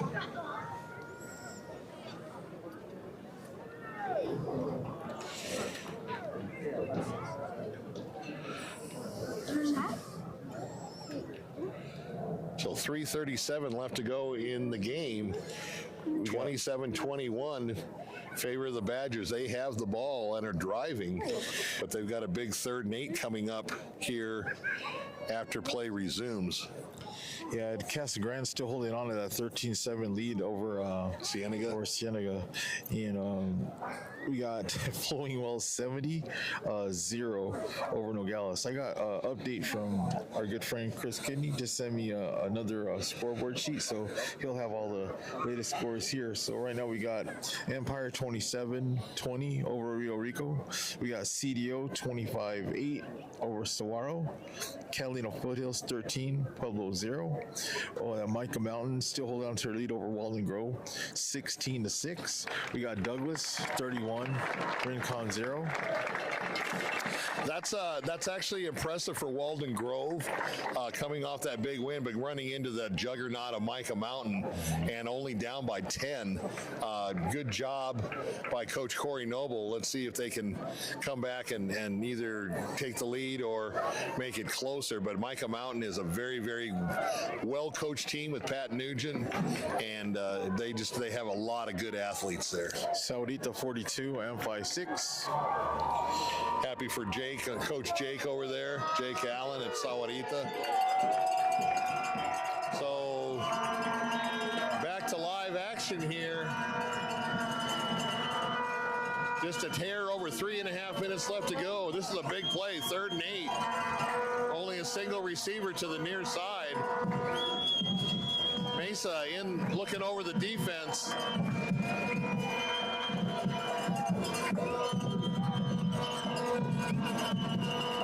Under center. I wonder if he's trying to draw him off. I formation, and it's Tucson that jumps in early. I think Mesa was trying to draw the Mountain Lions off, and it backfired on him as the left tackle jumped off sides, or jumped, and that's going to be a procedure penalty against Tucson High. And now it's a whole different scenario. Yeah, going from 3rd and 4 now to 3rd and third and 8 to third and 14. He was bleeding the clock. That's what he was doing, and it was hard for that guy to stay set for that long. Run off tackle to the near side of the field, and the Mountain Lions are waiting for it. So 4th down, as Coach Johnson calls his first time out. It's going to be 4th and about 13, 4th and 12, 4th and 13. Line of scrimmage, I believe, is going to be the 36-yard line. They need to get to the Mountain View 24-yard line. Everything's setting up really well for the Mountain Lions, and it's going to come down once again to a 4th down and execution here.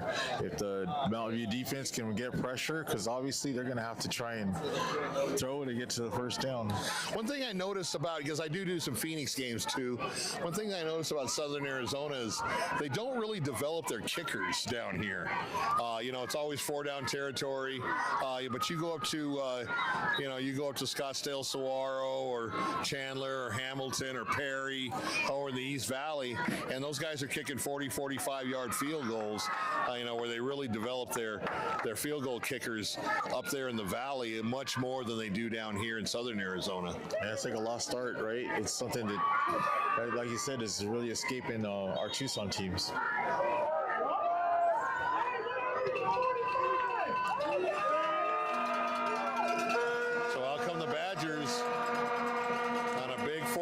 This could be the ball game right here, actually.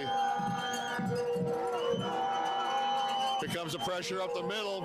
Mesa trying to go to the sidelines, got a man open. And is it a catch? Here comes the replay, Bill. Here's the replay. Let's see what we have on the far side.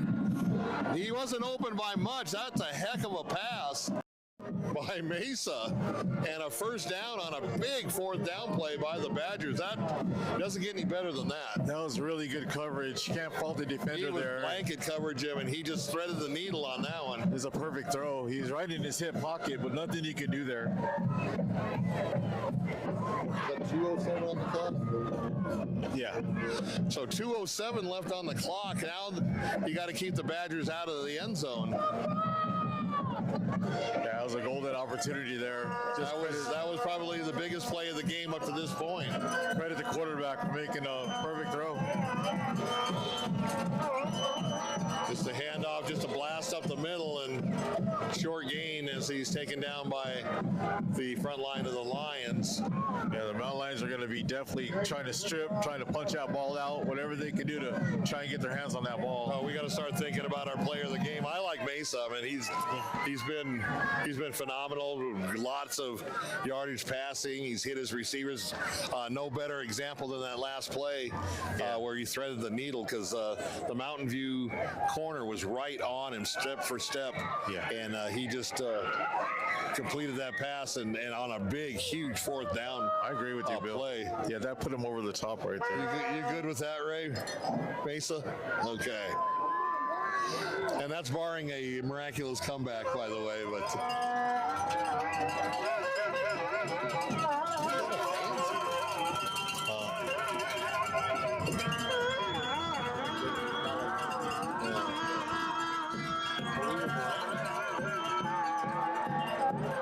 and the touchdown, as he just kind of got past the front line and waltzed into the end zone.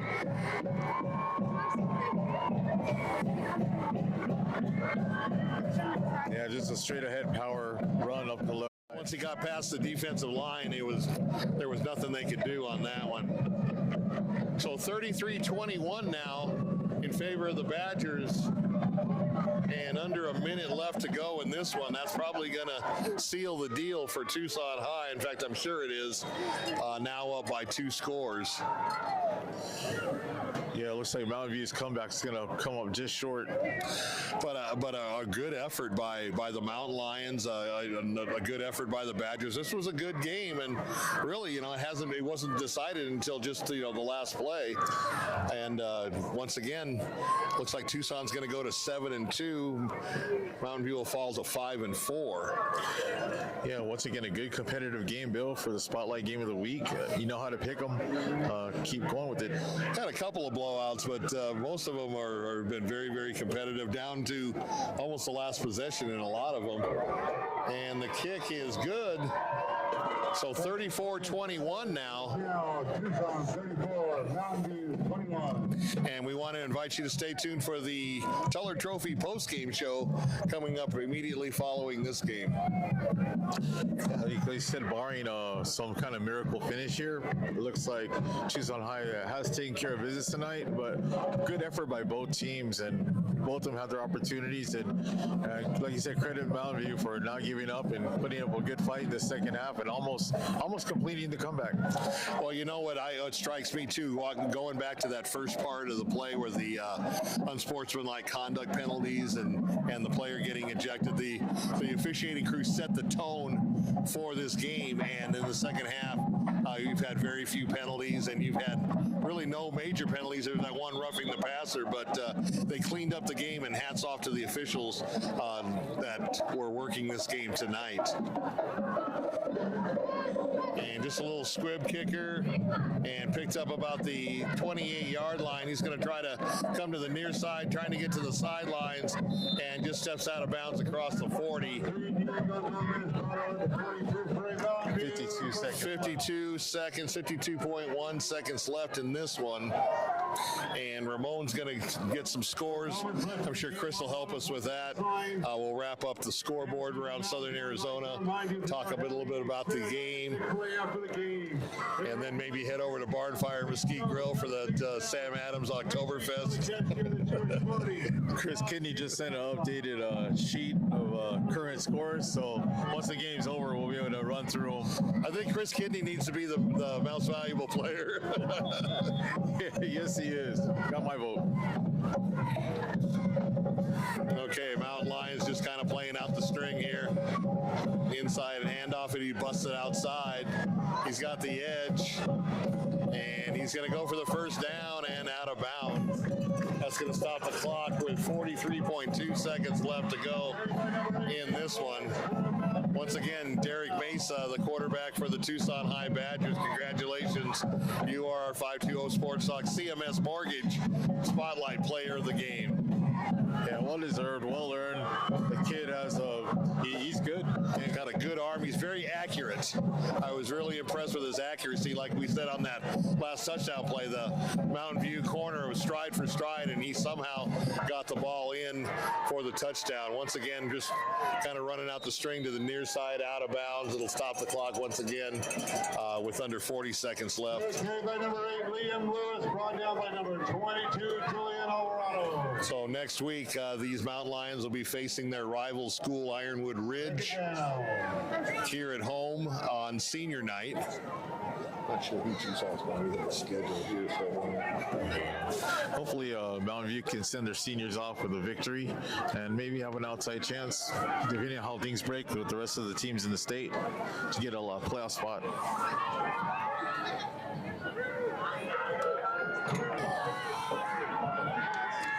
Rolls to the near side. He's going to throw downfield, incomplete. Pass by number 11, Damian Lewis, incomplete to number 3, Diego Gomez.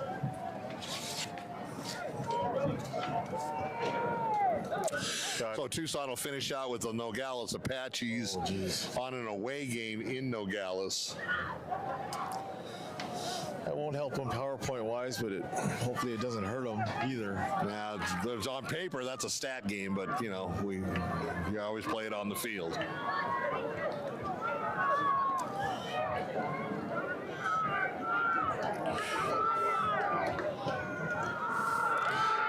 Steps up in the pocket. Now he's going to run, and he's in a little bit of trouble. Tackle just inside the 14. Ball comes loose. He was down. And the whistle's blue, so it'll be no fumble. 23.6 seconds left. First down. And fourth and about 1 for the Mountain Lions. Timeout, Mountain View. At this point, you just probably need to take a shot downfield.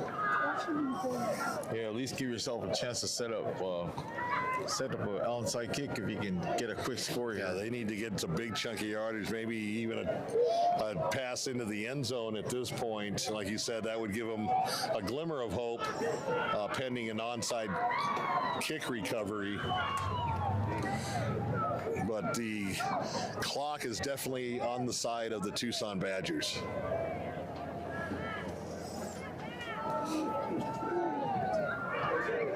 So fans up here, I know the Mountain View people, they love going to Barn Fire Grill. That's like their home base. And Barn Fire does a really good job. They hold fundraisers. They hold the cornhole tournaments up there for a lot of Mountain View activities. And we're glad to have them as sponsors. They have great steaks, great prime rib. Their chicken's outstanding. I had some steak fingers tonight before the game that were just terrific. Yeah, good service over there. Okay, they're rolling out to the near side, and he's going to be tackled. That'll probably do it. And that's going to do it, probably 14.1 seconds left to go here. 14-8 Ortega. So Tucson ball. Well, they might have to take a knee. I don't know if they're going to do a runoff on that. They shouldn't. I mean, I guess they did. Yeah, they're going to do a runoff on that. And so the final score here from Mountain View, the Tucson Badgers come out victorious 34-21 over the Mountain Lions. So we're glad you could join us here. Stay tuned for the Tuller Trophy postgame show coming up directly. We're going to get all the scores and orders. Once again, we want to thank Chris for helping us out with that. And we'll kind of recap the game. And then we will get out of here and go someplace warm, right, Ray? I'm glad the game was tonight and not tomorrow. Cheers. Go on up.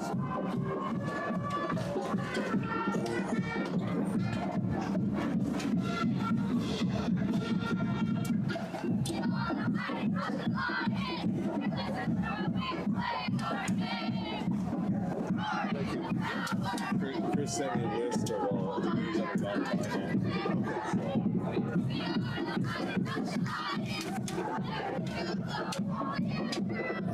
We good? All right, so welcome to the Tuller Trophy post-game report brought to you by Tuller Trophy. Two locations right there at 6th Street and 6th Avenue and the 5300 block, the 5600 block, 5671 East 22nd Street, Tucson's original trophy and award center. And I'll tell you, Tuller Trophy's a lot more than trophies, a lot more than plaques. They've got things such as, door names on your doors, your desks, you have your name on it, just little things. They also have giveaways for office parties. I know that a couple years back when we had that Southern Arizona All-Star team, we got dog tags from them and stuff. So they have a lot more than just your traditional trophies and plaques. Go ahead down there and check it out at Tuller Trophy. They've been in business. Another one of those businesses have been around since God was a kid here in Tucson. So thank you, Tuller Trophy. Just a great sponsor, has been with us almost since the beginning in 2016. So their turnaround time is great too. I had a trophy, or actually a plaque I needed done. I told them I needed it by yesterday, and they got it to me within a couple days, and they do amazing work. And it was not an easy plaque, and it was my fault for waiting till the last minute. I needed it. They took care of me, so definitely Tuller Trophy's the place to go. Yeah, Howard Tuller, just a Tucson icon, just been around here for a long time. So game tonight, looking back to the pregame show and what we were talking about, run heavy Mountain View, lightning quick, big play Tucson High. They kind of offset each other. I mean, Tucson High at the end, they got the kind of gimme touchdown at the end of the game. But other than that, Mountain View played them step for step, punch for punch. They dug themselves a little bit of a hole there in the first part of the game, going down 27-7. But the grit and the determination shown by Coach Johnson's team allowed them to come back. And actually, if you look at it, Mountain View was the much better team in the second second half, but with that big hole that they created in the first half, just kind of a hard thing to come back from. Yeah, the game ultimately came down to 4th and 13, and the quarterback having to throw a perfect pass to get a first down to basically ice the game, and that's all you can really ask for in a game like that, is a chance and a good competitive game, and it came down to one play.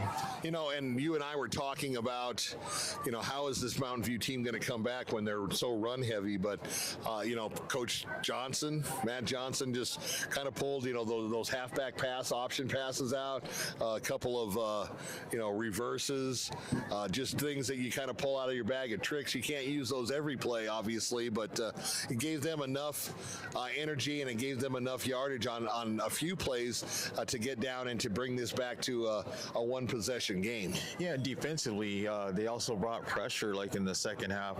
When early in the first half, you know, the quarterback for Tucson, he was dropping back and getting good passing lanes, good areas to find his receivers. In the second half, he was definitely getting a lot more pressure. They're bringing blitzes, and then once again, the defensive line for Mountain View is winning in the second half. So kudos to their defense as well for making a good effort for the second half. So as they head towards next week, the big rivalry game with Ironwood Ridge. We're up in this area. I live up in this area, and there's just you know, a lot of kids that know each other from both schools, friends, cousins, family members that go to both schools, and so it's always a good rivalry game with the Nighthawks from Ironwood Ridge, and that's going to be right here at Mountain View Stadium next Friday night. Tucson will be going to Santa Cruz County and playing the Apaches, and you know, who knows? Tucson's on a roll now. Once again, surprise team in my mind. I know Chris has talked about it a little bit.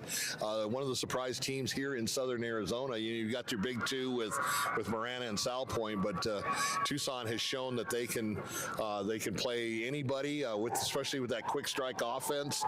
Derek Mesa, just a great quarterback.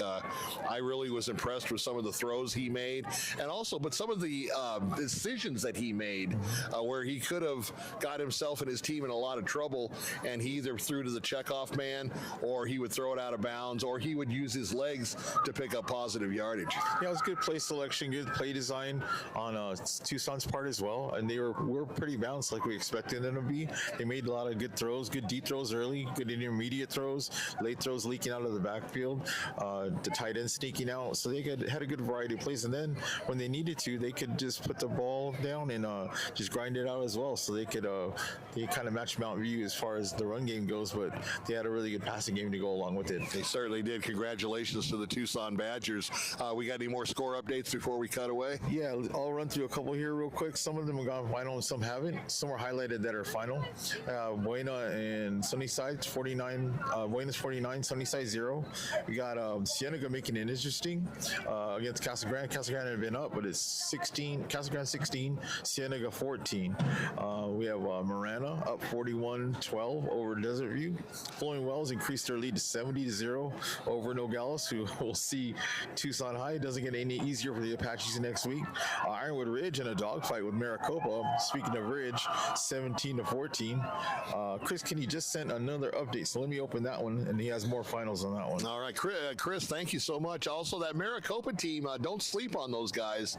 I know they don't get a lot of press down here because they're in Maricopa County, but they still are in the 520 area code, and I spoke with their coach at the beginning part of the season. We're going to try to possibly highlight them next year in our spotlight games of the week, but they are a good program. I played Maricopa when I was in high school and we were 1A, but that community has grown by leaps and bounds, as well as communities like Gilbert, Santan, or you're close to Phoenix, but you're not in Phoenix, and it makes it nice. And that Maricopa area is very nice, and they've also got great athletic facilities, not only at the schools, but their city parks and their softball fields. You've seen the softball fields up there. They're nice.